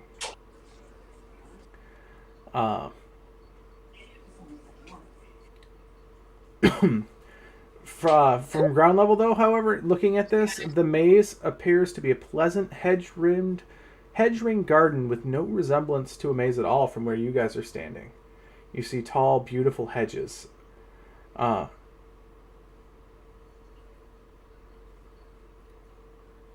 And as you see the entry, you approach, you see the entrance of this hedge maze.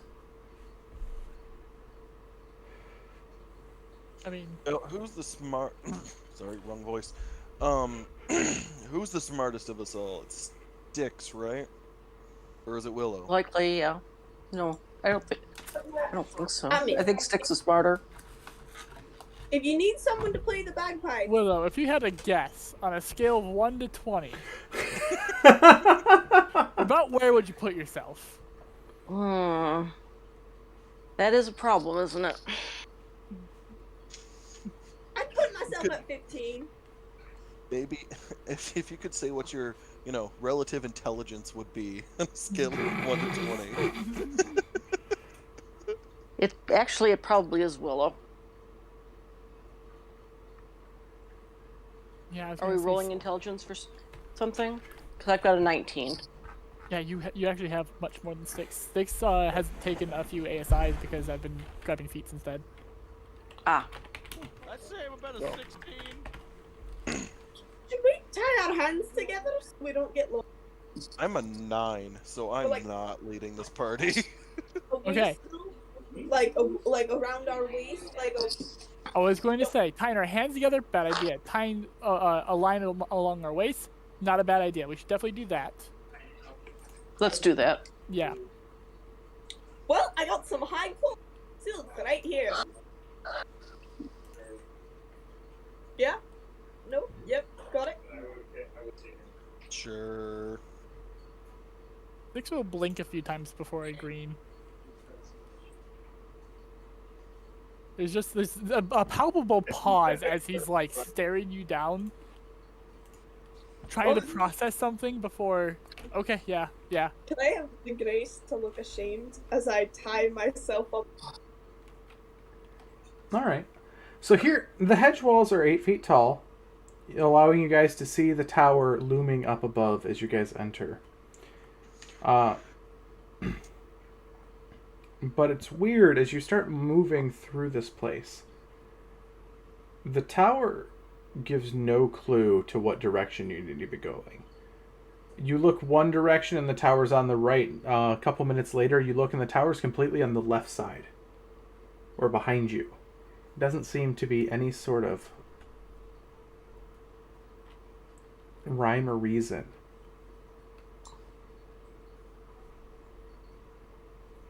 And you guys are entering sort of early-ish morning.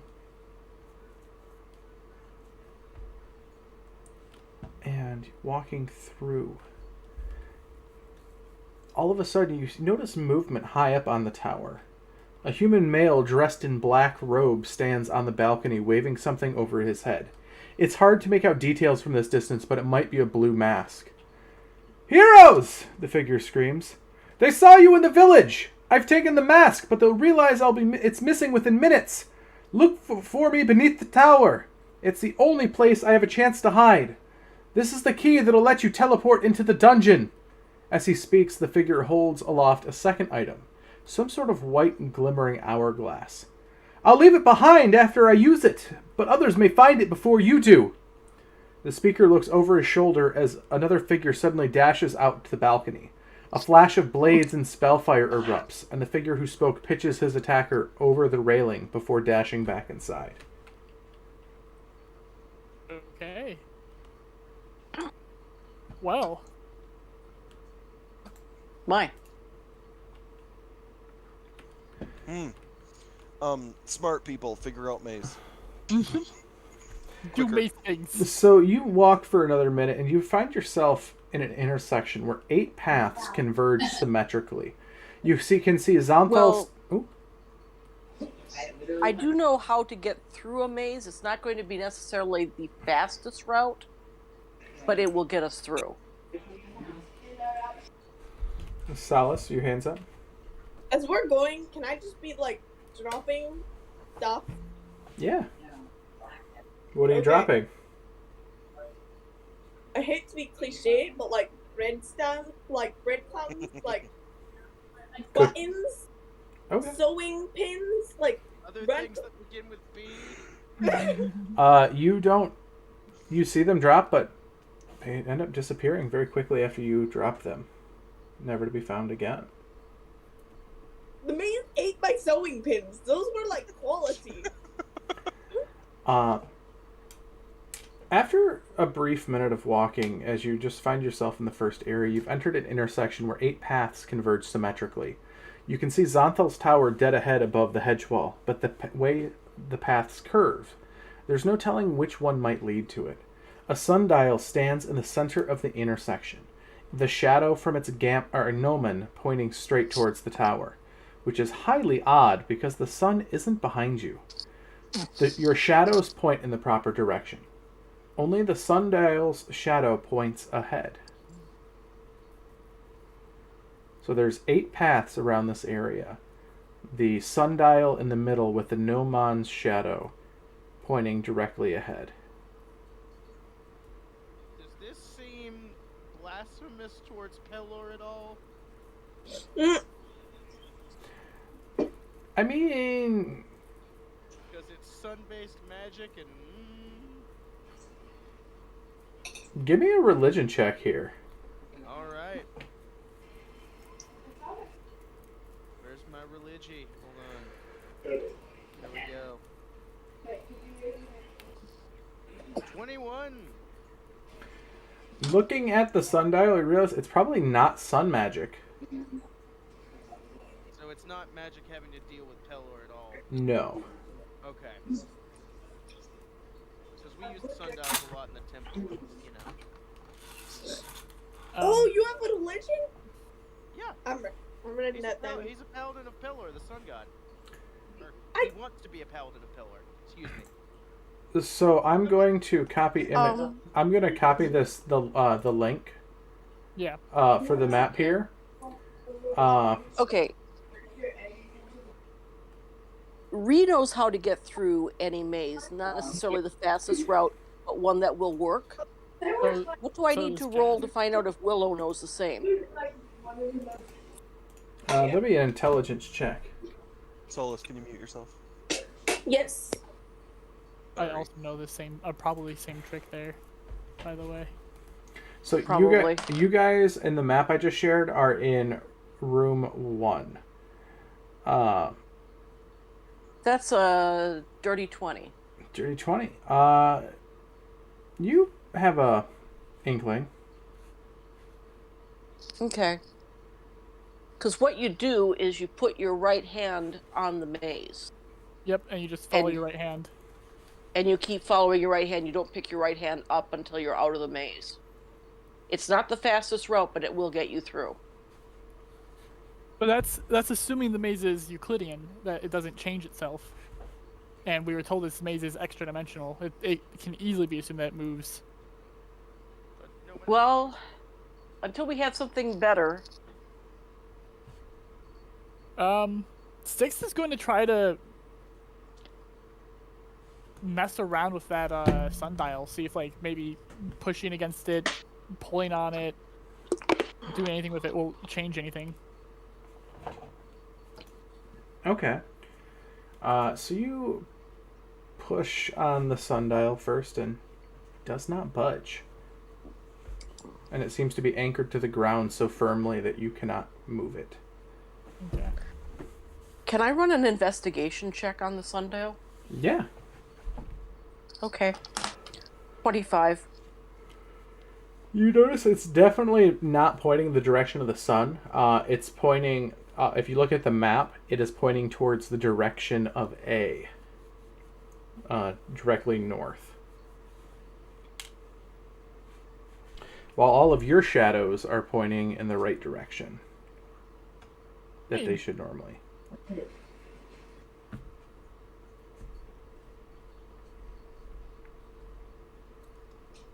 Would Could we very well be a trap, but we could try following the shadow. Well, before we Let's. entered, would we have noticed the position of the sun in relation to the position of the tower? Yes. Was it like it is now? No. Every time you look to see the direction of the sun in the tower, it's in a different position. So, Styx is going to start heading towards A. Okay. yeah. So.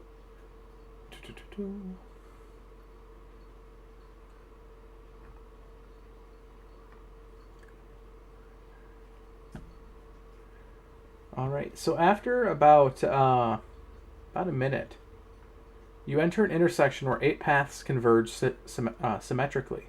You can see Zonthal's tower dead ahead above the hedge wall, but the ways of the paths are curved, and there's no telling which one might lead to it.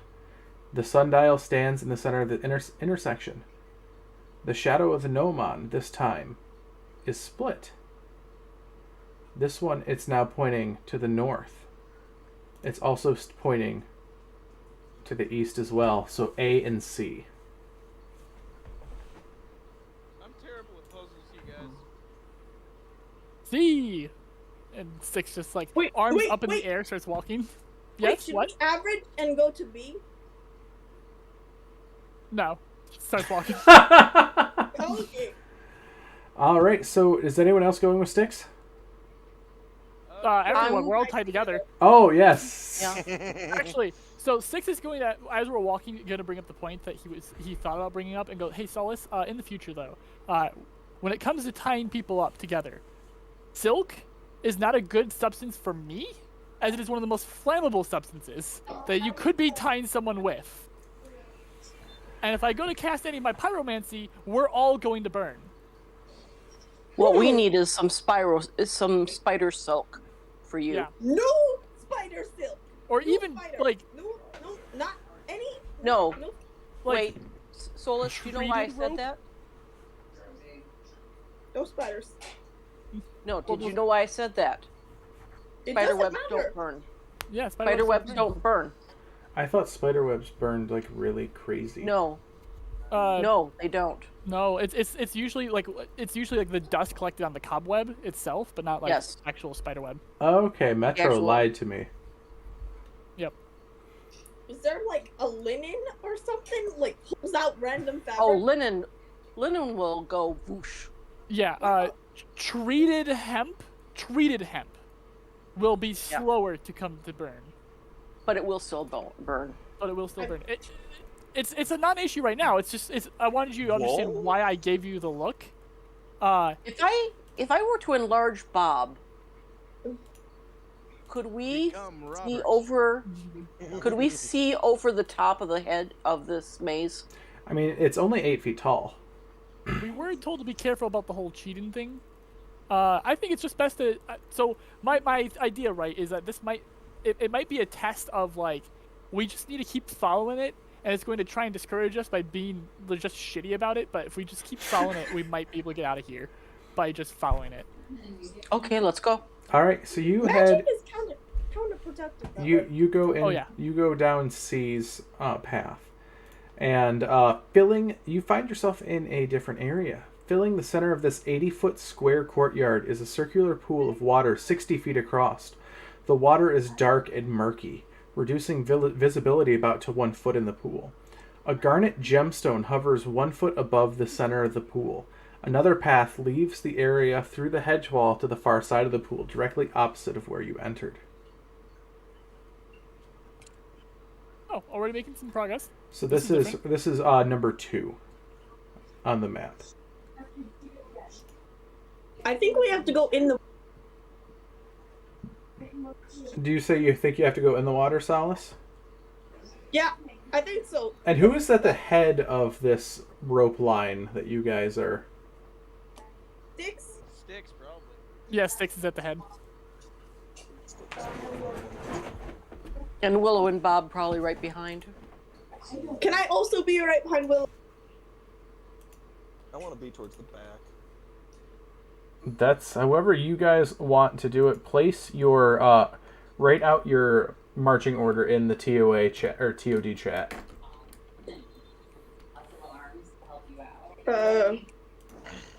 I'm as far up as you'll let me be. Whoever's writing it out.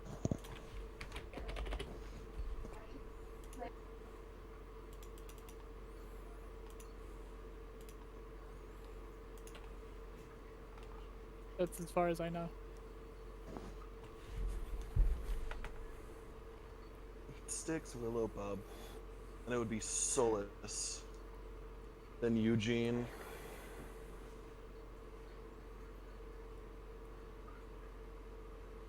Eugene boy. Eugene boy. Eugene boy! Yeah, it's like Yugi Boy, but say it I like was gonna- McBoy in Texas from Yu-Gi-Oh. And then Yugi Vex. Boy.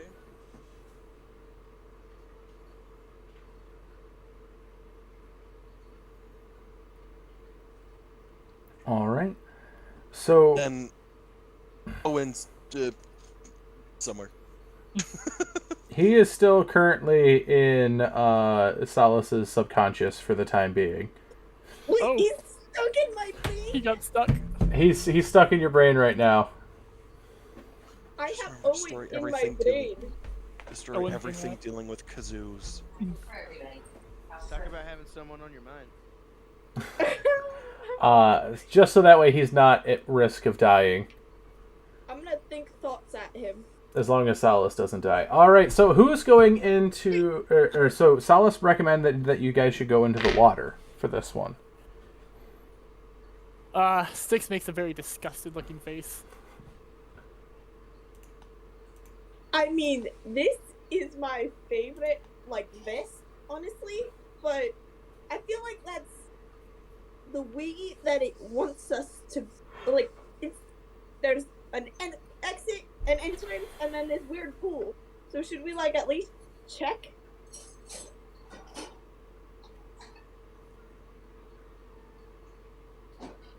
I don't know, it just looks like the answer that you wouldn't think of, so it's the answer. I don't know. Magic is weird. Solace, Yes. I'm going to be 100% honest with you right now. I like you a lot, but that's a dumb idea. You do see the garnet hovering 1 foot above the center of the pool in the dead middle of the pool, and the pool is a 60 foot across pool. Can Eugene just take out a crossbow bolt and throw it in the water? Yeah, you throw a crossbow bolt in it as you see it disappear from sight. So Styx is going to just slowly open his hand, casting Mage Hand, pantomime, reaching out to grab the gem. Mage Hand, grab the gem. He's gonna try and pull it to him. So as you do that, Mage Hand is. Solace, can you mute yourself? Solace, please mute. Yes, sorry. Mage Hand has the range of 30, right? Let me double check this for you. Mage Hand does have a range of 30. I think it can move farther than that from you. Let me double check the full thing. I think Mage Hand can.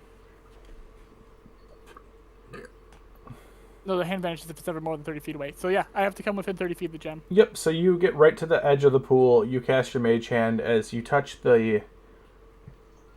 You touch the gem with the Mage Hand. All hell breaks loose. You see lots of tentacles blast out of the water at you, and pincers coming out at you there, Sticks. As they, And it's they will that time. It is initiative time, as they will definitely get a surprise on you guys. Willow, what is your initiative? 3. Solace. 15. Sticks. 6. Baxon. 16. Eugene. 3. Wow, they actually, even without the surprise round, are still going before, or the surprise condition. So the surprise condition doesn't mean Jack Diddley here, because the surprise is over when they attack. Alright, so this first creature is going to burst from the water, and this is all, it's going to look like a giant, almost tentacled lobster creature, just sort of bursting, and these things are huge, they're very large. The first one is going to make a pincer attack upon you there, and that is going to be a 19 to hit there, Sticks. Yes. No. Well, don't forget that Bob is also roped in. Yep. So does a 19 hit you there, Sticks? 19 does hit me. All right. You'll take 10 points of bludgeoning damage, and you are grappled. Okay. And as you're grappled, tentacles are going to wrap all around you, and I need a Constitution saving throw. That is a 17. 17 makes it. I don't like this. All right, the next one is going to... this one is going to make a pincer attack on you as well there, Sticks, and going to get... this is going to be a 19 to hit as well. Okay, 19 does hit. For 11 points of bludgeoning damage, and you are grappled. Again, by a second creature. And yet again, tentacles are going to wrap around you, and I need another con save. That is a 16. 16 makes it. Okay. The third Chul bursts from the water. This one is going to take one of its pincer attacks to cut the rope. What a Chul, man. Between Sticks and the next person. The rope shatters under it, as then it comes through and makes another pincer attack upon you, Sticks, as you're the first one and closest one. That'll be a 20 to hit. 20 hits. For 8 points of damage, and you are grappled a third time by a third creature. Everybody wants a piece of Sticks. The next one is going to make a pincer attack upon you as well, Sticks. That'll be a 13 to hit, which will miss. Yep. But then it's going to attempt it again. For a 21 to hit. That hits. What's that? I said, I just want to save my boy. For 13 bludgeoning. Okay. All right. Are you still conscious? Yeah. Not by much, but yes. All right, Baxon, it is your turn. you see the rope is cut in on from. All right then. Can I reach Sticks? You can get right up to the edge. Yes, Sticks. You are currently above on the water. Yeah. Can I- Sticks is cackling, by the way. Okay. I'm just going to say, Sticks, do you have a plan? Yep, I'm fine. Hit them. Okay. Can I hit one of them with my sword? Yeah, you can reach something of them Cool. to hit them. Cool. As you pull the rest of the group around with you with the rope. Yeah. We'll deal with it. We'll deal with that later. Sticks is not, engulfed by that lobster tentacle thing. I forget. Do I have to rage to reckless, or can I reckless without raging? You don't have to reckless to rage, no. Rage to reckless, yes. Yeah. Okay. Then I'm gonna reckless attack one of them. Okay.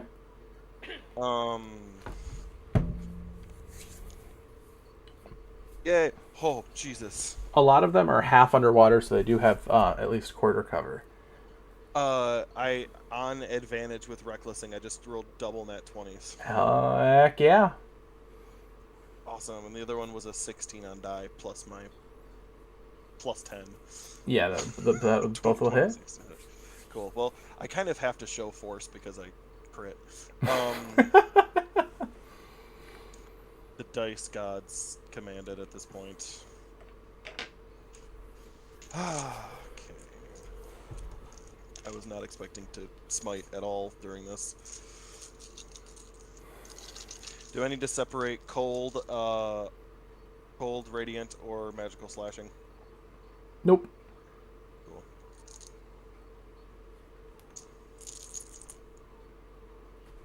It's the clicky clacky of math rocks. Makes me happy.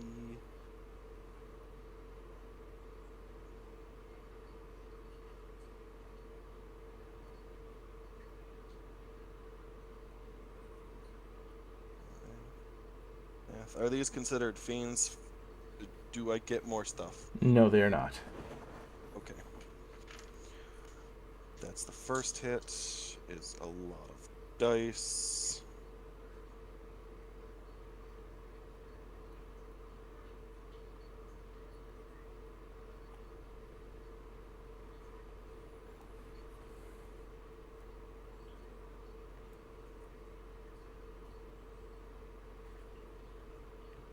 Ken, do you think we'll go on after this combat?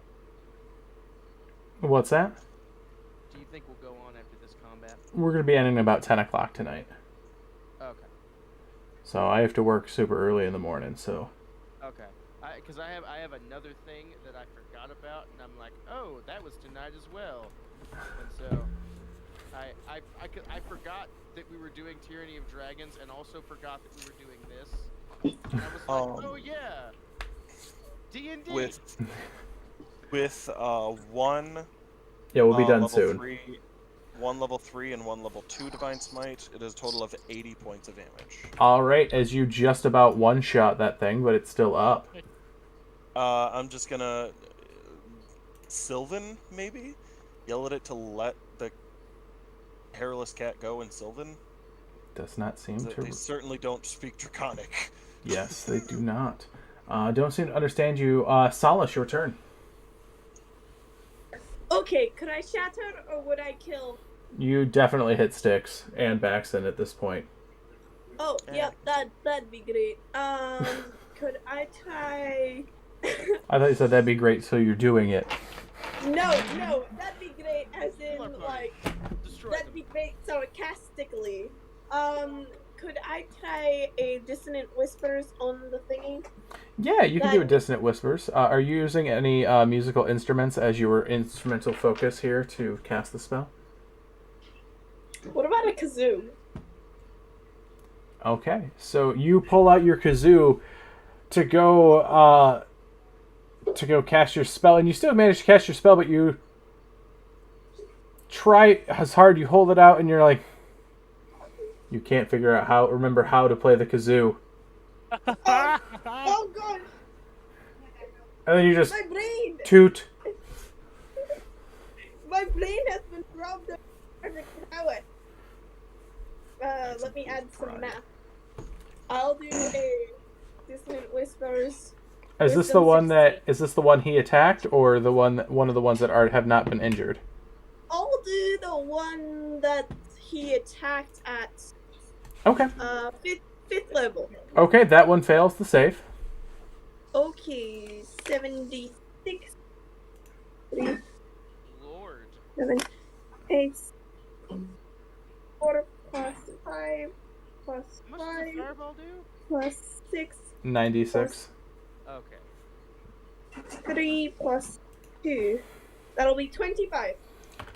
It starts to run away, however, starting to run away as its head explodes under the water, making it even murkier.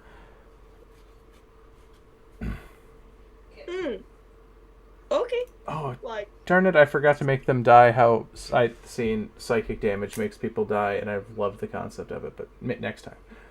Alright, anything else there, Solace?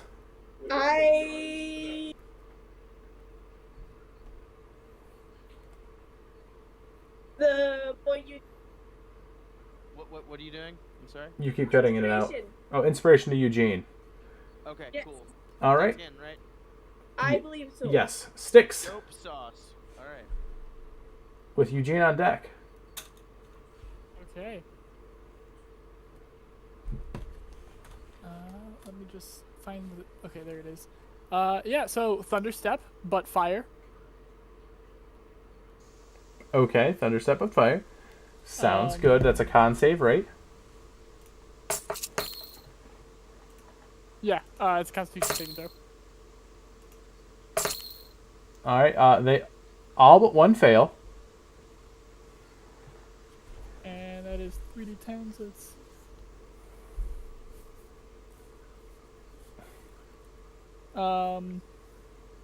That is 12 points of fire to all of them that were around me. And, I'm curious to see how water resistance works with this, because water confers half damage, but your feet gets rid of resistance. yeah, I ignore resistance, so... Yeah, so 12 damage. And I'm just gonna put myself at the back of the group. Okay, so you're at the back of the group, just wide-eyed, bloodied, Still cackling. still cackling. Solace gives you... He's like, definitely a pat. panting. Like, it's becoming more and more apparent. This is how he handles being stressed out. He laughs.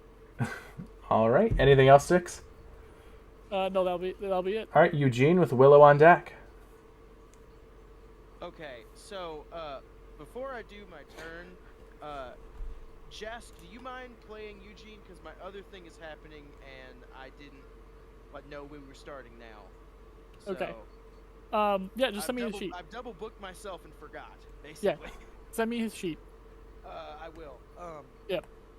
But Eugene is going to haste myself and Exon, and this twin spelled haste. Yep. And then I'm going to run up to one of these things and smack it twice. Okay. With my 60-foot movement speed. So that's gonna be a. Let me have a. I think with the haste, you only get one attack right now because you used your action to haste. Okay, yeah, no, it'll be one attack then. Yep. Okay. Actions. Where's my longsword? Yeah.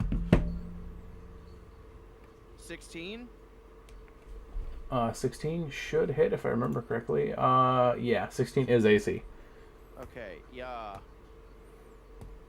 A big old 5. 5 damage. All right. Okay, Jas, you should be able to. I'm just gonna pop it in VC text. Yep. Hopefully that lets you see it. I guess. Oh, I'm trying to bring it up. Computer's being a little slow. As long as it's in the D&D Beyond campaign, he can look at it. Yeah, we're good. Okay, So, cool. yep. Alright, I'll talk to you guys in a minute. Yep, All right, take it easy. I've been there, double booking. It's not the Yeah, funnest. I myself the other day too. Willow. How far am I from this critter?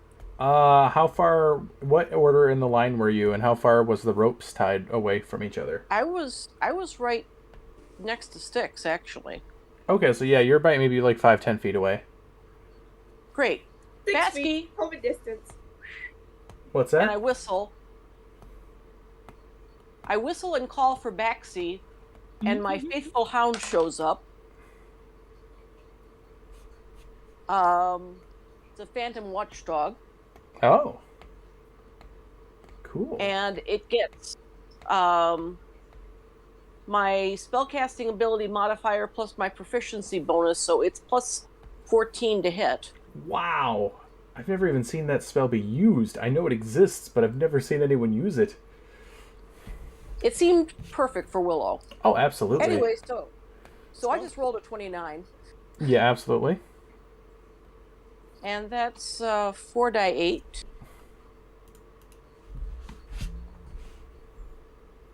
What spell was it? Phantom Hound? Mordenkainen's faithful hound.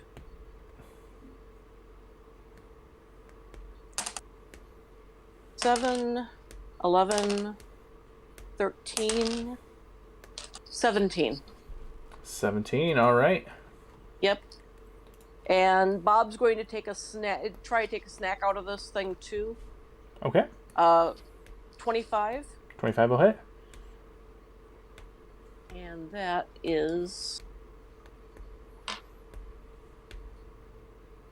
10. 10 points. Alright. Anything else? I think that's it, because Bob's your last thing. Bob's my last thing, but I do have a reaction for Bob, which I haven't done yet. Okay. On their turn, they are all going to attack the one thing that just about destroyed their companion, and they are all going to, with advantage, attack at Baxon. Because reckless. Baxon, a 19. Hits. So the first one, you will end up taking 15 points of bludgeoning damage. Well, I did not rage, so. Yep. Also, I need a con save as tentacles wrap around you. Constitution saving throw. 16. That's enough. But you are grappled. The next Okay. one gets a 21 to hit Hits. for 14 points of bludgeoning. And another con save as more tentacles wrap around you. Another 16. Okay. Lastly, the third one is going to go after you, and that's a 19 to hit, which should hit again. Yep. For 10 points of bludgeoning. And another con save. Ooh, that one's a lot more. 25. 19 on die. All right, as you feel you fend off that poison quite well. Baxen, it is your turn. I'm just going to... Which one attacked me first? The first one. Is that one... Okay, listen here, smart aleck. Is the one that I hit dead? The one that you hit last turn, yes, it is dead. Okay.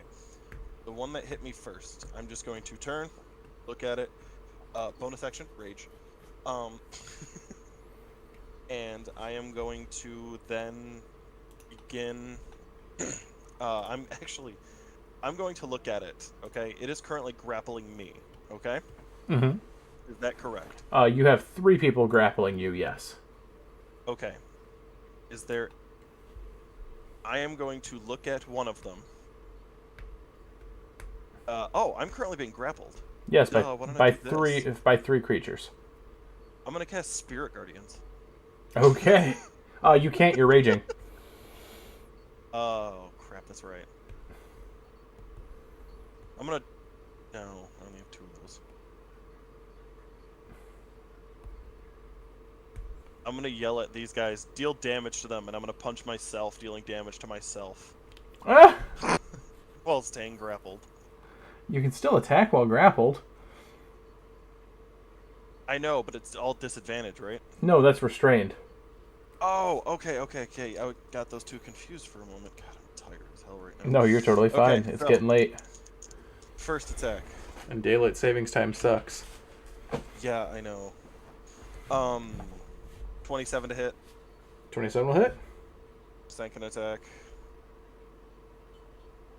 Yes. 24 to hit. Yes, yes, yes. A plus 10. Can I miss? Yes. Okay. Okay. Math. I'm just gonna pump 2 level 3 Divine Smites into him. Or level 2 Divine... Yeah, 2 level 2 Divine Smites.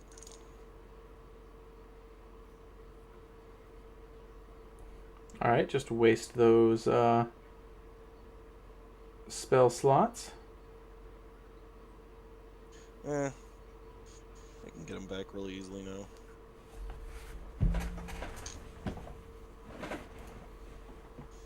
Still mad that you can't use Ring of Spell Storing to store smites.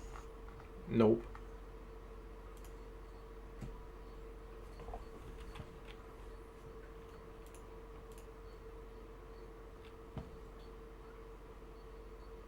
$47 points.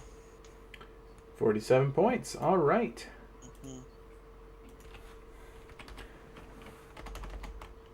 Still up. Anything else? Nope. Solace, your turn. Perfect. Can I do it? Can I do the... Wait, the stick's almost dead. Yes. He's not looking great. Okay. Yep. Took me un momento. Took I will... 42 points of damage in that one round.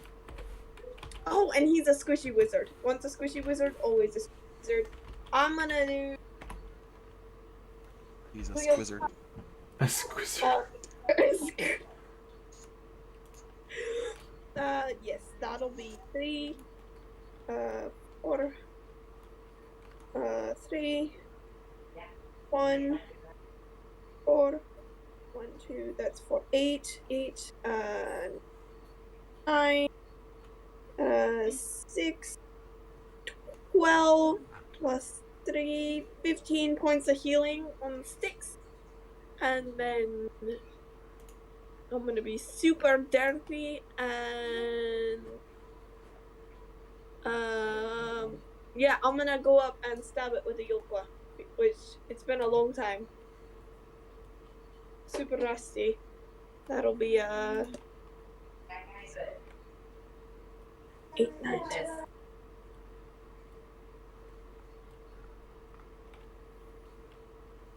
What was that? You cut out again. 12 to hit. 12 will miss. Oh, of course it will. Well, great. 15 points of healing to sticks, and then I will mope. Okay.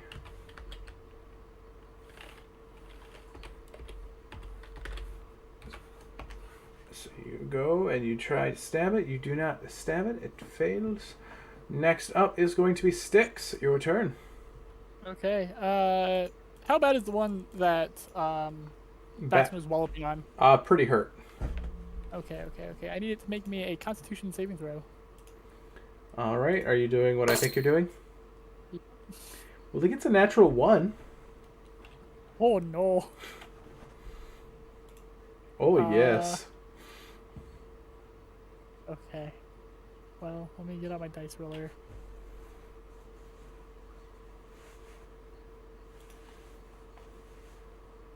So that natural 1, is that doubling the amount of dice I roll then? Yes. Oh no. Oh yes. It's moments like this as a DM I live for. Destroy my monsters. Obliterate them. It takes 66 fire damage. Oh, it's well gone. As you're boiling this lobster creature alive in its shell. Yep. And it starts to whistle as it kind of like vibrates and then shoots up into the air, arcs a little bit, and then comes back behind the next one to blow up. And that next one needs to make a dexterity saving throw. So it doesn't actually launch into the air for this one, but you do hear that screaming sound.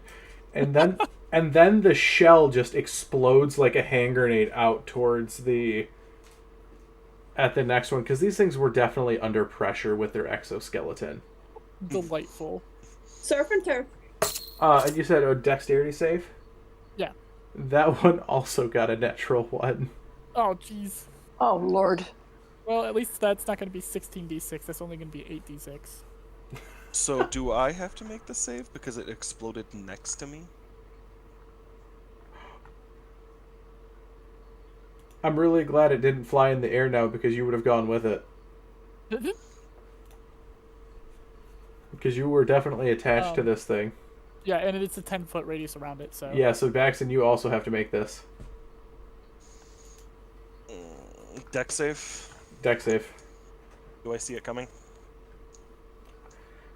Styx has cast a spell a few times. Cool. That's probably not going to work because I got a 4. God, no. Yeah, no. That is 32 points of fire, ignoring resistance. 32 points. All right. Although, Baxton, you didn't crit fail. No. Yeah, so he'd say 16. Okay, yeah. 16. And it ignores your resistance. Yeah, I know. Yep. All right. Anything else sticks besides nearly destroying 2 monsters with one go? No, that'll be it. All right, Mr. Eugene. Okay, Eugene is going to, Oh, by the way, he is hasted, and Baxton is also hasted, if I remember correctly. yeah. Yeah, and I'm not going to forget that haste is a concentration. Shots fired. I hope he's watching though. Yeah, I guess Eugene's gonna go up and slap it. All right. Slap the fish. Oh, wow, okay. First attack is a crit. All right.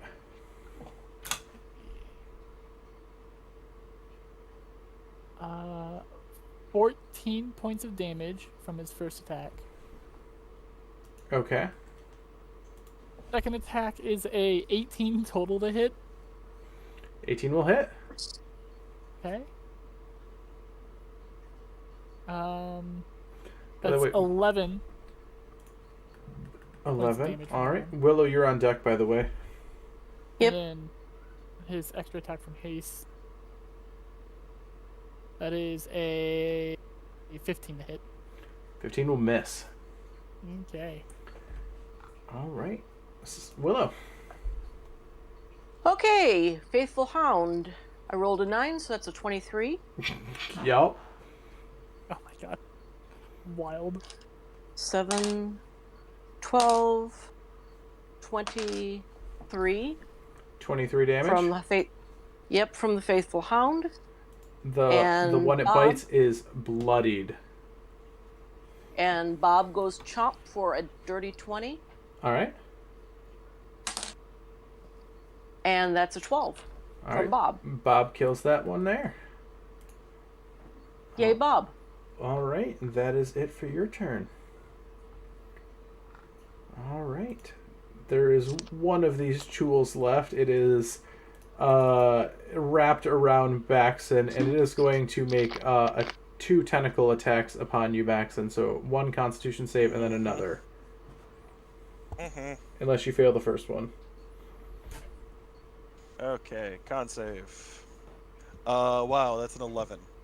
Yeah, so you fail the first one as the tentacle wraps around. You are paralyzed and poisoned for 1 minute. Also, it's going to take its other attack to cut the rope as it pulls you straight down 30 feet into the pool. You are paralyzed and immediately start to drown. So it is now 30 feet below the water surface. Baxton, you are paralyzed and drowning. You can repeat the save at the end of your turn. What is your con mod? +5.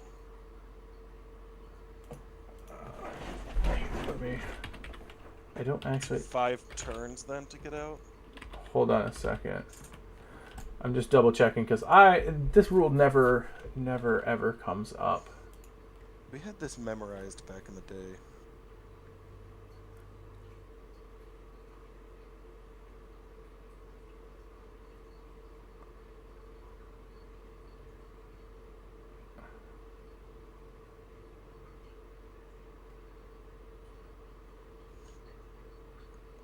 Okay. Yes, you have just your con mod here, and it's rounds for drowning, not minutes for holding breath. So if you have a +5 to your con, you have 5 rounds before you are dead. But you can get to make a save now at the end of your turn.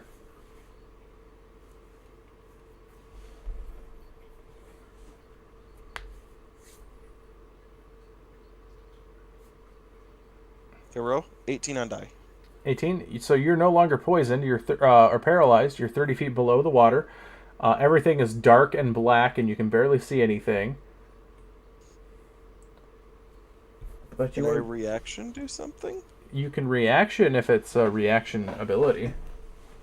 Oh, sad. Never mind. Solace, your turn. The last one is 30 feet below the water, and you cannot see more than a foot into the water.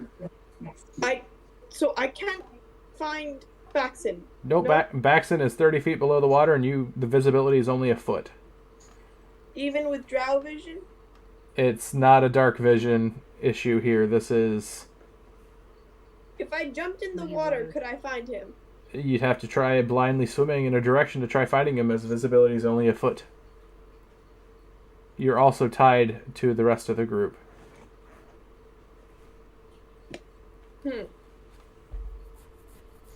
That does a whoops, doesn't it?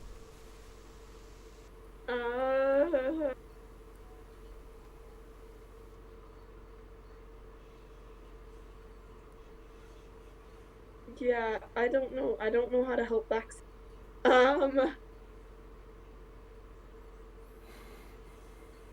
Could I? Nope, I could not.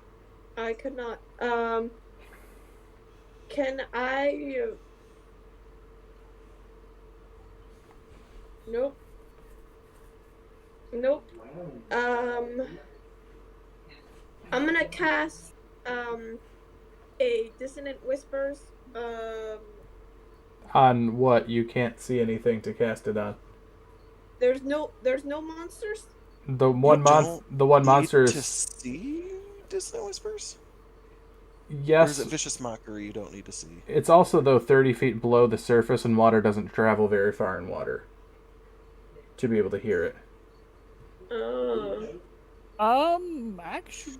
Yeah,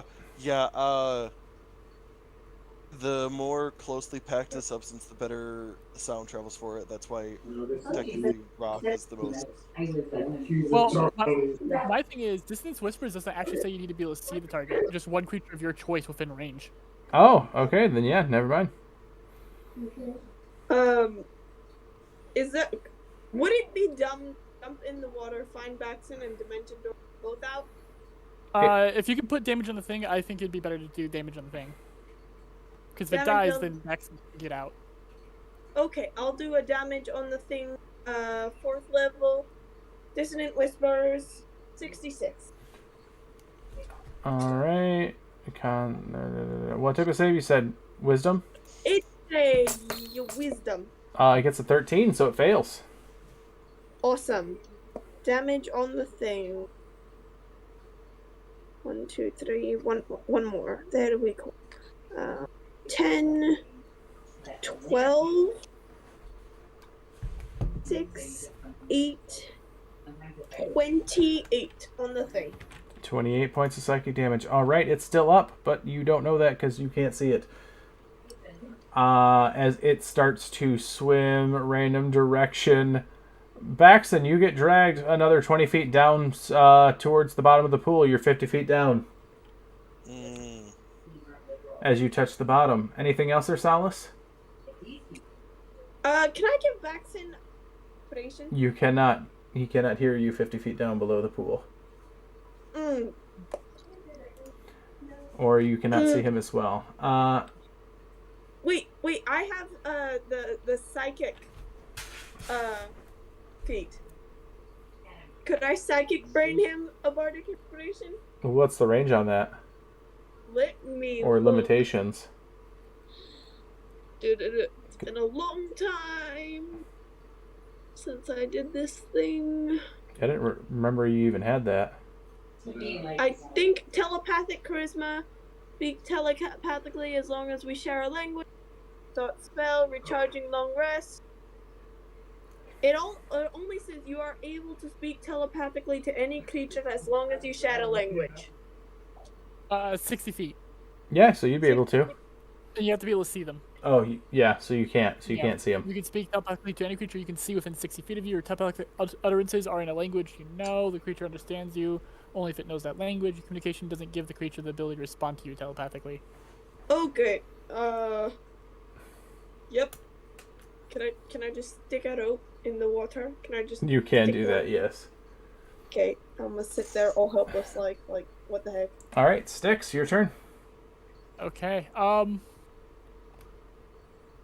Styx is still very much so panicking after almost being torn into 3 different distinct Styx bits. Styx bits. X-Men. And seeing Baxter get pulled into the water, he and like Solace is debating going into the water as well. Styx is just going. You can see him actively fighting with himself. Shrug, starts casting a spell. And I'm so sorry for Baxter. I'm so sorry. Also, I think Solace, you're in the water as well. Lightning bolt. Lightning bolt in the water in a Into the water. stagnant pool that cannot do it. Technically, you know what? Yeah, everyone that's touching the water, make a dexterity saving throw. Wow, that's so nice. Sometimes I wonder when I don't like you. And then you do dumb crap. 19, 20, 21, Yeah, I 22. mean, it's better to let him drown and get 8, right? Solace, actually, No. you wouldn't be in the water because it's a 50-foot down, and you just went to the edge to stab it with the... Perfect. I am fine, but Baxton is not, and he's already died twice. Hey, Alright, so it gets an 8. what do I need to roll? A dexterity saving throw at disadvantage because you're technically prone in the bottom of the pool and grappled. Disadvantage. Okay. And Do I you see the you electric- definitely cannot see this coming. Wow, I got a 5. Alright. Oof. You have a bardic inspiration. Oh yeah, what is it? A D10? D10. Wow, I got a 6. Wait, what? Alright, what's the damage there, Styx? 31 points of damage. Oh, I'm still low. That is exactly what you needed. As that tool gets electrocuted as you pulse through the water, as all of them die. Baxton, you swim up to the top just in the nick of time. Can I use my dragon breath to propel me up faster? You will start drowning if you try. Like, for real drowning, because you're using what's left of your... Yeah. Never mind. It's a funny thought, just No, not that's why you need to mechanically camp around sound. this water on Geyser. However, with that, though, this is where we are going to end for the night, as Baxton pulls himself up from the pool. Styx, you have the garnet in your hand Woo! as your mage hand drops. Don't like water. Awesome. Neither. It's okay, big guy. Everyone who's watching at home, thank you so much for watching. We had a great time tonight. Odyssey of Eternity.